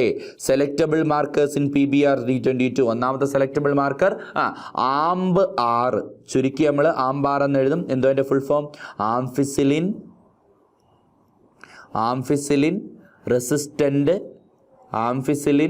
Resistant gene. അടുത്ത ഏതാണ്? 2 TET6 tetracycline resistant gene. Ampicillin resistant ജീനും ടെട്രാസൈക്ലിൻ റെസിസ്റ്റൻ്റ് ജീനും ആംബാറും ടെറ്റാറും. ഇനി അതിനകത്ത് ഒരുപാട് ക്ലോണിങ് സൈറ്റ്സ് ഉണ്ട്. ഏതൊക്കെയാണ് ക്ലോണിങ് സൈറ്റ്സ്? BAM-H1 എന്ന് പറയുന്ന റെസ്ട്രിക്ഷൻ എൻസൈമിന് കട്ട് ചെയ്യാൻ കഴിയുന്ന ഒരു സൈറ്റ് ഉണ്ട്. SAL1 എന്ന് പറയുന്ന റെസ്ട്രിക്ഷൻ എൻസൈമിന് കട്ട് ചെയ്യാൻ കഴിയുന്ന ഒരു സൈറ്റ് ഉണ്ട്. PVU2 എന്ന് പറയുന്ന ഒരു റെസ്ട്രിക്ഷൻ എൻസൈമിന് കട്ട് ചെയ്യാൻ കഴിയുന്ന ഒരു സൈറ്റ് ഉണ്ട്. അതുപോലെ തന്നെ PST1 എന്ന് പറയുന്ന റെസ്ട്രിക്ഷൻ എൻസൈമിന് കട്ട് ചെയ്യാൻ കഴിയുന്ന ഒരു സൈറ്റ് ഉണ്ട്. PVU1 EcoR1 കണ്ടോ, EcoR1 കട്ട് ചെയ്യാൻ കഴിയുന്ന ഒരു സൈറ്റ് ഉണ്ട്. CLA1 HIND3 ഇവയ്ക്കെല്ലാം കട്ട് ചെയ്യാൻ കഴിയുന്ന ഒരു സൈറ്റും എവിടെ ഉണ്ട്? ഇവിടെ ഉണ്ട്. ഇനി എന്ത് ടെക്നിക്ക് ഉപയോഗിച്ചാണ് ഈ നോൺ ട്രാൻസ്ഫോർമെന്റിനെയും ട്രാൻസ്ഫോർമെന്റിനെയും തിരിച്ചറിയുന്നത് എന്ന് ചോദിച്ചാൽ ദാറ്റ് ഈസ് ഇൻസർഷണൽ ഇനാക്ടിവേഷൻ. ഇനി എങ്ങനെയാണ് തിരിച്ചറിയുന്നത് എന്നുള്ള കാര്യം നിങ്ങളുടെ ടെക്സ്റ്റ് ബുക്കിൽ ചോദിക്കത്തില്ല, നിങ്ങൾ പരീക്ഷയ്ക്ക് ചോദിക്കത്തില്ല. എന്താണ് ഇൻസർഷണൽ ഇനാക്ടിവേഷൻ എന്ന് മാത്രമേ ചോദിക്കൂ. അപ്പം നമ്മളിവിടെ എന്ത് ടെക്നിക്ക് ഉപയോഗിച്ചാണ് ഈ പറയുന്ന ആൻറ്റിബയോട്ടിക് റെസിസ്റ്റൻ്റ് ജീനുകൾ ഉപയോഗിച്ച് ട്രാൻസ്ഫോർമെന്റിനെയും നോൺ ട്രാൻസ്ഫോർമെന്റിനെയും തിരിച്ചറിയുന്നതെന്ന് ചോദിച്ചാൽ അവിടെ നമ്മൾ ഉപയോഗിക്കുന്ന ടെക്നിക്കിൻ്റെ പേര് ഇൻസർഷണൽ ഇനാക്ടിവേഷൻ. എന്താണ് ഇൻസർഷണൽ ഇനാക്ടിവേഷൻ എന്ന് ചോദിച്ചാൽ the phenomenon in which a gene become inactivated or non functional by addition of another sequence of DNA into it. നോക്ക്, നമ്മൾ നേരത്തെ 2 ആൻറ്റിബയോട്ടിക് റെസിസ്റ്റൻ്റ് ജീൻ കണ്ടില്ലേ? ആംഫിസിലിൻ റെസിസ്റ്റൻ്റ് ജീനും ടെട്രാസൈക്ലിൻ റെസിസ്റ്റൻ്റ് ജീനും. അപ്പോൾ നോർമലി ഈ ഒരു പ്ലാസ്മിഡ് ഒരു ബാക്ടീരിയക്ക് അകത്തേക്ക് കയറിയാൽ ഇതിന് 2 ആൻറ്റിബയോട്ടിക്കിനെ റെസിസ്റ്റ് ചെയ്യാനുള്ള കഴിവ് കിട്ടും. ഏതിനെയൊക്കെയാണ്? ആംഫിസിലിനെ റെസിസ്റ്റ് ചെയ്യാനുള്ള കഴിവ് കിട്ടും, ടെട്രാസൈക്ലിനെ റെസിസ്റ്റ് ചെയ്യാനുള്ള കഴിവും കിട്ടും. ശരിയല്ലേ? എന്നാൽ ഞാൻ എൻ്റെ ഫോറിൻ ജീൻ ഇവിടേക്ക് വെച്ച് കൊടുക്കുകയാണ്. അതിൻ്റെ ടെട്രാസൈക്ലിൻ ജീനിൻ്റെ ഇടയിലേക്ക് ഞാൻ എൻ്റെ ഫോറിൻ ജീൻ വെച്ച് കൊടുക്കുകയാണ്. സ്വാഭാവികമായിട്ടും അതിന് ഈ ടെട്രാസൈക്കിളിനെ റെസിസ്റ്റ് ചെയ്യാനുള്ള കഴിവ് നഷ്ടപ്പെടും. എന്താ കാര്യം? ആ ജീനിൻ്റെ ഇടയിലേക്കാണ് എൻ്റെ ജീൻ കയറിയത്. അപ്പോൾ ഒരു ജീനിൻ്റെ ഇടയിലേക്ക് മറ്റൊരു ജീൻ ഇൻസേർട്ട് ആവുന്നത് മൂലം ആ ജീൻ നോൺ ഫങ്ഷണലായി പോകുന്നതിനെ പറയുന്ന പേരാണ് എന്ത്? ഇൻസർഷണൽ ഇനാക്ടിവേഷൻ. അപ്പം നിങ്ങൾക്ക് ഈസി ആയിട്ട് എങ്ങനെ കണ്ടുപിടിക്കാൻ ജീൻ കയറിയ ബാക്ടീരിയയെ? ആ ജീൻ കയറിയ ബാക്ടീരിയക്ക് ഒരു ആൻറ്റിബയോട്ടിക്കിനെ മാത്രമേ റെസിസ്റ്റ് ചെയ്യാൻ പറ്റൂ. മറ്റേ ആൻറ്റിബയോട്ടിക്കിനെ റെസിസ്റ്റ് ചെയ്യാനുള്ള കഴിവ് അതിന് നഷ്ടപ്പെട്ടു പോയിട്ടുണ്ടാവും. കാരണം ആ ജീനിൻ്റെ ആൻറ്റിബയോട്ടിക് റെസിസ്റ്റൻ്റ് ജീൻ്റെ ഇടയിലേക്കാണ് എന്ത് കയറുന്നത്? ജീൻ കയറുന്നത്. ഈസി അല്ലേ മക്കളെ പഠിപ്പിച്ചത്? കാര്യം പിടികിട്ടിയ? ഇത്രയും പഠിച്ചാൽ മതി. ഇപ്പം നമ്മൾ പരീക്ഷയ്ക്ക് ഇത്രയും പഠിച്ചാൽ മതി. അതായത് ഒരു സെലക്റ്റബിൾ മാർക്കർ ഉപയോഗിച്ച് എങ്ങനെയാണ് ട്രാൻസ്ഫോർമെന്റിനെ തിരിച്ചറിയുന്നത് എന്ന് ചോദിച്ചാൽ ആ ട്രാൻസ്ഫോർമെന്റിലെ ഏത് സെലക്റ്റബിൾ മാർക്കറിലേക്ക് ഏത് ജീൻ കയറി എന്ന് കണ്ടുപിടിച്ചാൽ മതി. അപ്പോൾ ആ ജീൻ കയറുന്നത് മൂലം ആ specific selectable marker gene inactive ആയി പോകും. ആ ഇനാക്റ്റീവ് ആവുന്നതിനെ പറയുന്ന പേരാണ് ഇൻസർഷണൽ ഇനാക്ടിവേഷൻ. അപ്പോൾ നോക്ക്, the phenomenon in which a gene become inactivated or non functional by addition of another sequence of DNA or gene into it. ഒരു ജീൻ കയറുന്നത് മൂലം മറ്റൊരു ജീനിൻ്റെ പ്രവർത്തനം ഇല്ലാതായി പോവുക, ഇനാക്റ്റീവ് ആയി പോവുക, അല്ലെങ്കിൽ നോൺ ഫങ്ഷണൽ ആയി പോകുന്നതിനെ പറയുന്ന പേരാണ് ഇൻസർഷണൽ ഇനാക്ടിവേഷൻ. ഇപ്പം നമ്മുടെ കയ്യിൽ ഒരു പ്ലാസ്മിഡിലേക്ക് നമ്മൾ നമ്മുടെ ഫോറിൻ ജീൻ വെച്ചു കൊടുത്തു അല്ലേ മക്കളെ? ഒരു പ്ലാസ്മിഡിലേക്ക് നമ്മൾ എന്ത് വെച്ചു കൊടുത്തു? നമ്മുടെ ഫോറിൻ ജീൻ വെച്ചു കൊടുത്തു. ഇനി ഈ പ്ലാസ്മിഡിനെ നമുക്കൊരു ബാക്ടീരിയയിലേക്ക് എന്ത് ചെയ്യണം? ഇൻട്രൊഡ്യൂസ് ചെയ്യണം. ഓക്കെ, ഇനി അത് നമ്മൾ എങ്ങനെയാണ് എന്ന് പഠിക്കുന്നതിന് മുമ്പേ കുറച്ച് ചോദ്യങ്ങൾ ഈ ഭാഗത്തുനിന്ന് ചോദിച്ചിട്ടുള്ള കുറച്ച് ചോദ്യങ്ങൾ ചെയ്തു നോക്കാം. നോക്ക്, there are many features required to facilitate successful cloning into a vector. Write shortly of 2 such features required by a vector. ഇപ്പം നിങ്ങൾക്ക് 3 ഫീച്ചറും എഴുതാൻ അറിയാം. ഏതൊക്കെയാണ്? 1 origin of replication, 2 selectable marker, 3 cloning sites. ഇതിനെ 3നെ കുറിച്ച് നിങ്ങൾ എഴുതിയാൽ മതി. ഇപ്പം നമ്മൾ പറഞ്ഞ കാര്യം അടുത്ത ഒരു ചോദ്യം, origin of replication and selectable markers are the two important features required for a cloning vector. Explain their role in facilitate cloning. ക്ലോണിങ്ങിൽ അതിൻ്റെ റോൾ എന്താണ്? എഴുതിക്കൂടെ? എന്തിനാണ് സെലക്ടബിൾ മാർക്കർ? എന്താണ് ചോദിച്ചിരിക്കുന്നത്? Origin of replication. എന്തിനാണ് origin of replication? It is the region of DNA where the replication starts. When you introduce a DNA segment into a DNA contain origin of replication only forms its multiple copies. അതായത് നിങ്ങളുടെ foreign gene വെച്ച് കൊടുക്കുന്നത് ഒരു origin of റെപ്ലിക്കേഷനുള്ള DNA-യിലാണെങ്കിൽ മാത്രമേ അത് അതിൻ്റെ multiple copies എന്ത് ചെയ്യത്തുള്ളൂ? പ്രൊഡ്യൂസ് ചെയ്യത്തുള്ളൂ. ഇനി അടുത്ത ചോദിച്ചിരിക്കുന്നു, എന്താണ് selectable markers? Selectable markers are the genes which helps to eliminate non transformants from transformants. Transformant ബാക്ടീരിയയിൽ നിന്ന് നോൺ ട്രാൻസ്ഫർമെൻറ്റ്സിനെ ഒഴിവാക്കാൻ വേണ്ടി നമ്മൾ ഉപയോഗിക്കുന്ന പ്രത്യേകതരം ജീനുകളെയാണ് നമ്മൾ എന്ത് വിളിക്കുന്നത്? സെലക്ടബിൾ മാർക്കേഴ്സ് എന്ന് വിളിക്കുന്നത്. ഓക്കെ, നോക്കൂ അടുത്ത ചോദ്യം, observe the figure of a cloning vector. ഒരു ക്ലോണിംഗ് വെക്ടറിന്റെ ഫിഗർ നോക്കുക. അതാണ് കൊടുത്തിട്ടുണ്ട് ഒരു figure. Identify the cloning vector. ആ ക്ലോണിംഗ് വെക്ടറിന്റെ പേര് എഴുതാനാ മക്കളെ നമ്മളോട് ചോദിച്ചിരിക്കുന്നത്. എന്തോ അതിന്റെ പേര്? This is PBR322. ശരിയല്ലേ? ഈ ക്ലോണിംഗ് വെക്ടറിന്റെ പേരെന്തുവാ? PBR322. ഇനി write down 3 characteristic feature of above cloning vector. Easy അല്ലേ? Origin of replication, origin of replication പറഞ്ഞോ, നിങ്ങൾ പറഞ്ഞോ, ബാക്കി 2 ക്യാരക്ടർ പറഞ്ഞോ. Selectable marker. ഓരോന്നിനെ പറ്റി ഓരോ സെന്റൻസും കൂടെ എഴുതി കൊടുക്കണം കേട്ടോ. സെലക്ടബിൾ മാർക്കർ, ക്ലോണിംഗ് സൈറ്റ്സ് അല്ലേ? ഓരോന്നും എന്താണെന്ന് ഒറ്റ സെന്റൻസിൽ എഴുതിയാൽ കൊടുക്കുക. ഓക്കെ, ഇനി അടുത്തത് വെക്ടേഴ്സ് യൂസ്ഡ്. ഇത് പഠിക്കുന്നതിന് മുമ്പേ ഒരു കാര്യം നമ്മൾ അറിയണം. നേരത്തെ പഠിച്ചതിൻ്റെ ഒരു ബാക്കി കാര്യം. നിങ്ങളിപ്പോൾ ഒരു പ്ലാസ്മിഡിലേക്ക് ഒരു ജീൻ ഇൻട്രൊഡ്യൂസ് ചെയ്തു. ഇപ്പം നിങ്ങളുടെ കയ്യിലിരിക്കുന്നത് റീകോമ്പിനൻ്റ് പ്ലാസ്മിഡാണ്. ഒരു പ്ലാസ്മിഡിലേക്ക് നിങ്ങൾ ജീൻ ഇൻട്രൊഡ്യൂസ് ചെയ്ത് കഴിഞ്ഞാൽ പിന്നെ ആ പ്ലാസ്മിഡിനെ നമ്മൾ എന്തെന്നാണ് വിളിക്കുന്നത്? Recombinant plasmid. ഈ റീകോമ്പിനൻ്റ് പ്ലാസ്മിഡിനെ ഇനി നിങ്ങൾ എന്ത് ചെയ്യണം? ഒരു ബാക്ടീരിയയിലേക്ക് ഇൻട്രൊഡ്യൂസ് ചെയ്യണം. ശരിയല്ലേ? ഒരു ബാക്ടീരിയയിലേക്ക് ഇൻട്രൊഡ്യൂസ് ചെയ്യണം. അപ്പോൾ അങ്ങനെ തോന്നുന്ന പോലെ നിങ്ങൾക്ക് ഒരു പ്ലാസ്മിഡിനെ എടുത്തൊരു ബാക്ടീരിയ എടുത്ത് വെച്ചെന്ന് പറഞ്ഞാൽ ബാക്ടീരിയ അതിനെ റിസീവ് ചെയ്യത്തില്ല, അക്സെപ്റ്റ് ചെയ്യത്തില്ല. അതിന് ആ ബാക്ടീരിയയുടെ സെൽ വാൾ. കാരണം എന്താണെന്ന് വെച്ചാൽ ഈ പ്ലാസ്മിഡ് എന്ന് പറയുന്നത് ഒരു DNA ആണല്ലോ. ആ DNA-യുടെ ഇടയിലേക്കാണ് ഇപ്പം നിങ്ങൾ സീക്വൻസും കൂടെ വെച്ച് കൊടുത്തിരിക്കുന്നത്. ഇപ്പോൾ അതൊരു റീകോമ്പിനൻ്റ് പ്ലാസ്മിഡായി. എന്നാലും പ്ലാസ്മിഡ് DNA തന്നെയാണല്ലോ. അപ്പോൾ ഈ DNA ഒരു ഹൈഡ്രോഫിലിക് മോളിക്യൂളാണ്.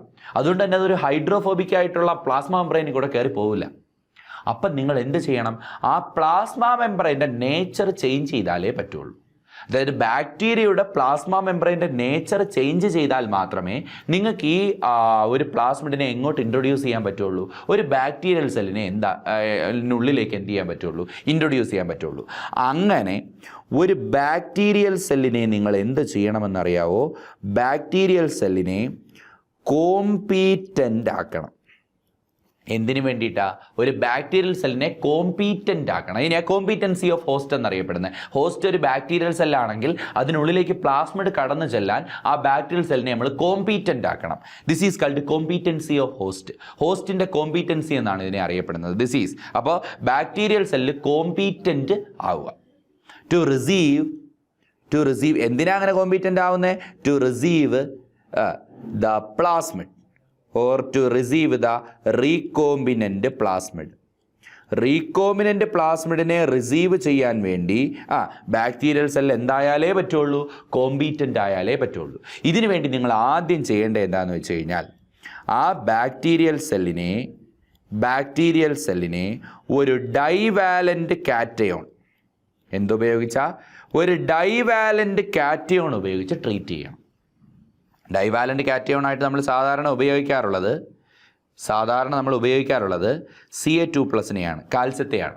അപ്പോൾ Ca2+ പോലുള്ള, അതായത് കാൽസ്യം പോലുള്ള ഏതെങ്കിലും ഒരു ഡൈവാലൻ്റ് കാറ്റയോൺ ഉപയോഗിച്ച് ആദ്യം നിങ്ങൾ ആരെ ട്രീറ്റ് ചെയ്യണം? ആ ബാക്ടീരിയൽ സെല്ലിനെ ട്രീറ്റ് ചെയ്യണം. ദെൻ ദ ബാക്ടീരിയൽ സൊല്യൂഷൻ, പിന്നീട് ഈ ഒരു ബാക്ടീരിയൽ സൊല്യൂഷനകത്തേക്ക് നിങ്ങൾ DNA ഇട്ട് കൊടുക്കണം. DNA ഇട്ട് കൊടുത്തിട്ട് the bacterial solution is placed in ice bath. പിന്നീട് അതിനെ എന്തിൽ പ്ലേസ് ചെയ്യണം? ഐസ് ബാത്തിൽ, എന്ന് വെച്ചാൽ ഐസ് വെള്ളത്തിൽ പ്ലേസ് ചെയ്യണം. അപ്പോൾ അതൊരു 0 ഡിഗ്രി സെൽഷ്യസിലേക്ക് അതിൻ്റെ ടെമ്പറേച്ചർ കുറയും. ഇനി പെട്ടെന്ന് the bacterial cell is heated, അല്ലെങ്കിൽ the bacterial solution, the bacteria contain solution and recombinant plasmid. ഈ റീകോമിനൻ്റ് പ്ലാസ്മിഡും ബാക്ടീരിയയും കൂടെ കിടക്കുന്ന ആ സൊല്യൂഷനെ is heated to 42 degree Celsius. അതിനെ ഒരു 42 ഡിഗ്രി സെൽഷ്യസ് നിങ്ങൾ ചൂടാക്കണം. This is called heat shock. Heat shock ചെയ്യണം. ഇപ്പോൾ മാത്രമേ ഈ ബാക്ടീരിയയ്ക്ക് എന്ത് ചെയ്യാൻ കഴിയൂ? ഈ റീകോമിനൻ്റ് പ്ലാസ്മിഡിനെ റിസീവ് ചെയ്യാൻ പറ്റും. അപ്പോൾ റീകോമിനൻ്റ് പ്ലാസ്മിഡിനെ റിസീവ് ചെയ്യാൻ വേണ്ടി നിങ്ങൾ ചെയ്യേണ്ട കാര്യം എന്താ? ഒരു ബാക്ടീരിയൽ സെല്ലിൽ ചെയ്യേണ്ട കാര്യം എന്താ? ആദ്യം ആ ബാക്ടീരിയൽ സെല്ലിനെ ഒരു ഡൈവാലൻ്റ് കാറ്റയോൺ ഉപയോഗിച്ച് ട്രീറ്റ് ചെയ്യണം. സാധാരണഗതിയിൽ നമ്മൾ ഉപയോഗിക്കുന്ന ഡൈവാലൻ്റ് കാറ്റയോൺ ആരാണ്? കാൽസ്യമാണ്. അതിനുശേഷം നിങ്ങൾ അതിനെ ഒരു ഐസ് ബാത്തിൽ, ഒരു 0 ഡിഗ്രി സെൽഷ്യസിലേക്ക് ആ ബാക്ടീരിയൽ സൊല്യൂഷൻ താഴ്ത്താൻ വേണ്ടി ഐസ് ബാത്തിൽ പ്ലേസ് ചെയ്യണം. ഇപ്പോൾ ആ ബാക്ടീരിയൽ സൊല്യൂഷനിൽ ആരൊക്കെയുണ്ട്? റീകോമിനൻ്റ് പ്ലാസ്മിഡും ഉണ്ട്, ബാക്ടീരിയ ഉണ്ട്. ഇനി ആ ബാക്ടീരിയൽ സൊല്യൂഷനെ നിങ്ങളൊരു 42 ഡിഗ്രി സെൽഷ്യസിൽ ഹീറ്റ് ഷോക്ക് ചെയ്യണം, അഥവാ ചൂടാക്കണം. ചൂടാക്കുമ്പോൾ ആ ബാക്ടീരിയൽ സെൽ ആരെ റിസീവ് ചെയ്തോളും? ഈ റീകോമിനൻ്റ് പ്ലാസ്മിഡിനെ റിസീവ് ചെയ്തോളും. ഇങ്ങനെയാണ് നമ്മൾ ചെയ്യുന്നത്. ഓക്കെ ആണോ? ആണ്. അപ്പോൾ ഇങ്ങനെയാണ്, ഇതാണ് കോമ്പീറ്റൻസി ഓഫ് ഹോസ്റ്റ്. എന്താണ് മക്കളെ? Competency of host. ഇനി ഇതിൻ്റെ ഇടയിൽ നിങ്ങളുടെ പുസ്തകത്തിൽ പറയുന്ന മറ്റൊരു കാര്യമാണ്, ഒരു ബാക്ടീരിയയാണ് നമ്മുടെ ഹോസ്റ്റ് സെല്ലെങ്കിൽ നമുക്ക് ഈസി ആയിട്ട് എന്ത് ചെയ്യാൻ പറ്റും? ഈ പറയുന്ന പ്ലാസ്മിഡിനെ എടുത്ത് ട്രാൻസ്ഫർ ചെയ്യാൻ വേണ്ടിയിട്ട് പറ്റും. ശരിയല്ലേ? ഒരു ബാക്ടീരിയ ആണെങ്കിൽ പ്ലാസ്മിഡിനെ ട്രാൻസ്ഫർ ചെയ്യാൻ ആ ബാക്ടീരിയൽ സെല്ലിനെ ഒന്ന് കോമ്പീറ്റൻ്റ് ആക്കിയാൽ മതി. പക്ഷെ ഒരു പ്ലാന്റ് സെല്ലോ അനിമൽ സെല്ലോ ആണ് നമ്മുടെ നമ്മുടെ ഹോസ്റ്റ് എങ്കിലോ, നമുക്ക് DNA വെച്ച് കൊടുക്കേണ്ടത് ഒരു പ്ലാന്റ് സെല്ലിലേക്കോ അനിമൽ സെല്ലിലേക്കോ ആണെങ്കിലോ പ്ലാസ്മിഡ് വെച്ച് ഈ പരിപാടി നടക്കുമോ? പറ്റത്തില്ല. അപ്പം നമ്മുടെ ഫോറിൻ ജീനിനെ ഈ പ്ലാന്റ് സെല്ലിലേക്കും അനിമൽ സെല്ലിലേക്കും ഇൻട്രൊഡ്യൂസ് ചെയ്യാൻ വേറെ വെക്ടറുകൾ വേണം. പ്ലാസ്മിഡ് പോരാ. പ്ലാസ്മിഡ് നമുക്ക് ബാക്ടീരിയൽ സെല്ലിലേ ഉപയോഗിക്കാൻ കഴിയും. കാര്യം ബാക്ടീരിയൽ സെല്ലിൽ മാത്രമേ പ്ലാസ്മിഡ് കാണത്തുള്ളൂ. ബാക്ടീരിയൽ സെല്ലിനെ പ്ലാസ്മിഡിനെ റിസീവ് ചെയ്യാനും പറ്റത്തുള്ളൂ. അനിമൽ സെല്ലും പ്ലാന്റ് സെല്ലുമാണ് നിങ്ങളുടെ ഹോസ്റ്റ് സെല്ലെങ്കിൽ നിങ്ങൾ അവിടെ ഉപയോഗിക്കേണ്ട വെക്ടേഴ്സ് എന്ന് പറഞ്ഞാൽ, പ്ലാന്റ് സെല്ലാണെങ്കിൽ നിങ്ങൾ ഉപയോഗിക്കേണ്ട വെക്ടറിൻ്റെ പേരാണ് അഗ്രോബാക്ടീരിയം ട്യൂമിഫേഷ്യൻസ്. അഗ്രോബാക്ടീരിയം ട്യൂമിഫേഷ്യൻസ് എന്ന് പറയുന്ന ബാക്ടീരിയയുടെ TI പ്ലാസ്മിഡിനെ ഉപയോഗിക്കണം. അഗ്രോബാക്ടീരിയം ട്യൂമിഫേഷ്യൻസ് എന്ന് പറയുന്ന ബാക്ടീരിയയുടെ എന്തുപയോഗിക്കണം? TI plasmid. അനിമൽ സെല്ലാണ് നിങ്ങളുടെ ഹോസ്റ്റ് സെല്ലെങ്കിൽ നിങ്ങൾ ഉപയോഗിക്കേണ്ടത് റിട്രോ വൈറസിനെ ഉപയോഗിക്കണം. എന്തുപയോഗിക്കണം? Retro virus. അത് റിട്രോ വൈറസിൻ്റെ കേസ് നമുക്ക് പഠിക്കാനില്ല. നമുക്ക് ഈ അഗ്രോബാക്ടീരിയം ട്യൂമിഫേഷ്യൻസിൻ്റെ TI പ്ലാസ്മിഡ് ഉപയോഗിച്ച് എങ്ങനെയാണ് ഈ പ്ലാന്റ് സെല്ലിൻ്റെ ഉള്ളിലേക്ക് ജീൻ ഇൻട്രൊഡ്യൂസ് ചെയ്യുന്നത്? മക്കളെ നമുക്ക് നോക്കാം. വളരെ ഈസി ആയിട്ട് സാർ പറഞ്ഞുതരാം. ഒന്നുമില്ല, ഇതാണ് അഗ്രോബാക്ടീരിയം ട്യൂമിഫേഷ്യൻസ്. ഈ കാണുന്ന ചിത്രമാണ് അഗ്രോബാക്ടീരിയം ട്യൂമിഫേഷ്യൻസ്. ഈ അഗ്രോബാക്ടീരിയം ട്യൂമിഫേഷ്യൻസിൽ ഒരു പ്ലാസ്മിഡ് ഉണ്ട്. ഈ പ്ലാസ്മിഡിൻ്റെ പേരാണ് TI പ്ലാസ്മിഡ്. എന്തുവാ? TI plasmid.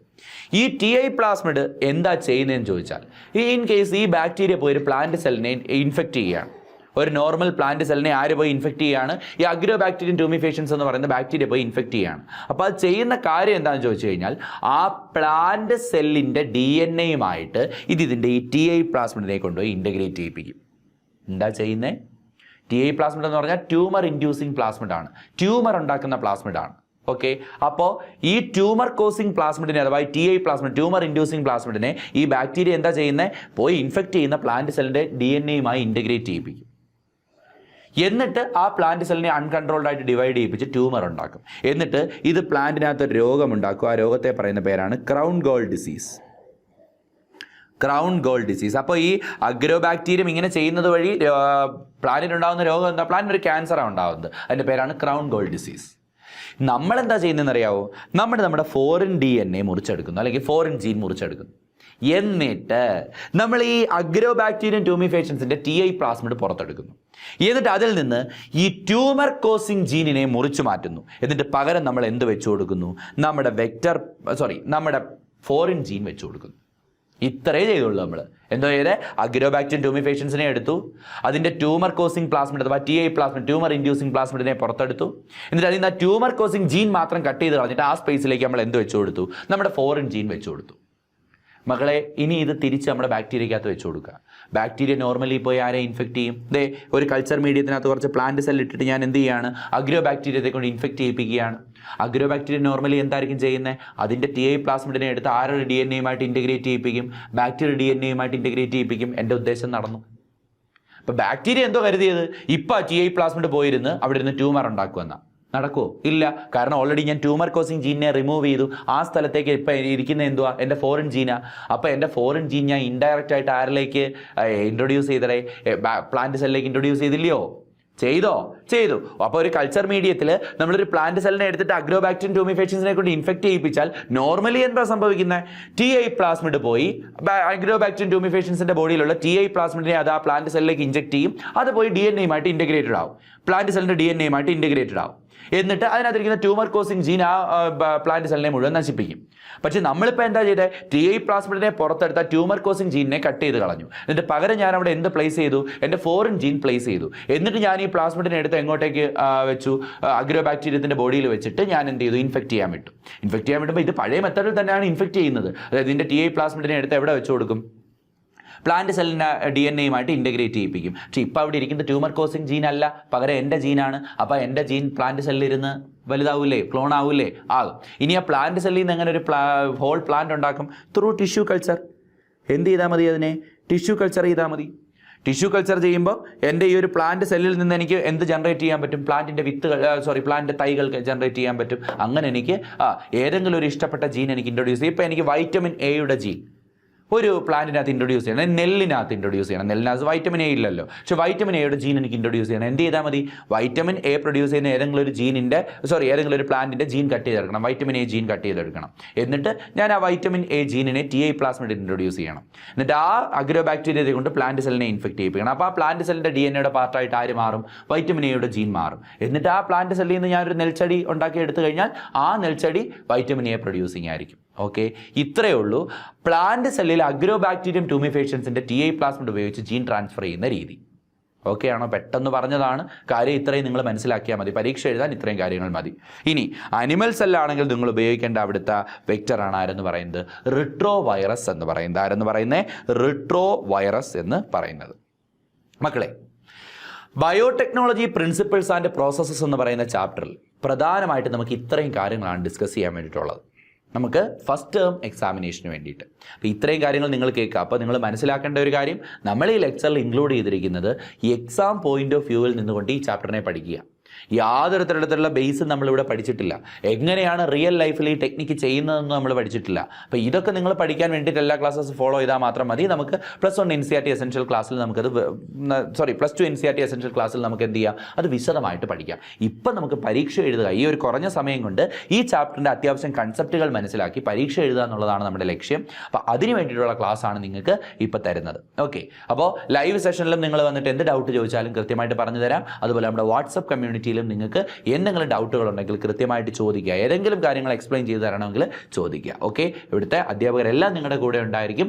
അപ്പോൾ നന്നായിട്ട് പഠിക്കുക, നല്ലതുപോലെ ഫസ്റ്റ് ടൈം എക്സാം എഴുതുക. ഓക്കെ, അപ്പോൾ നമുക്ക് അടുത്ത ക്ലാസ്സിൽ കാണാം. ബൈ.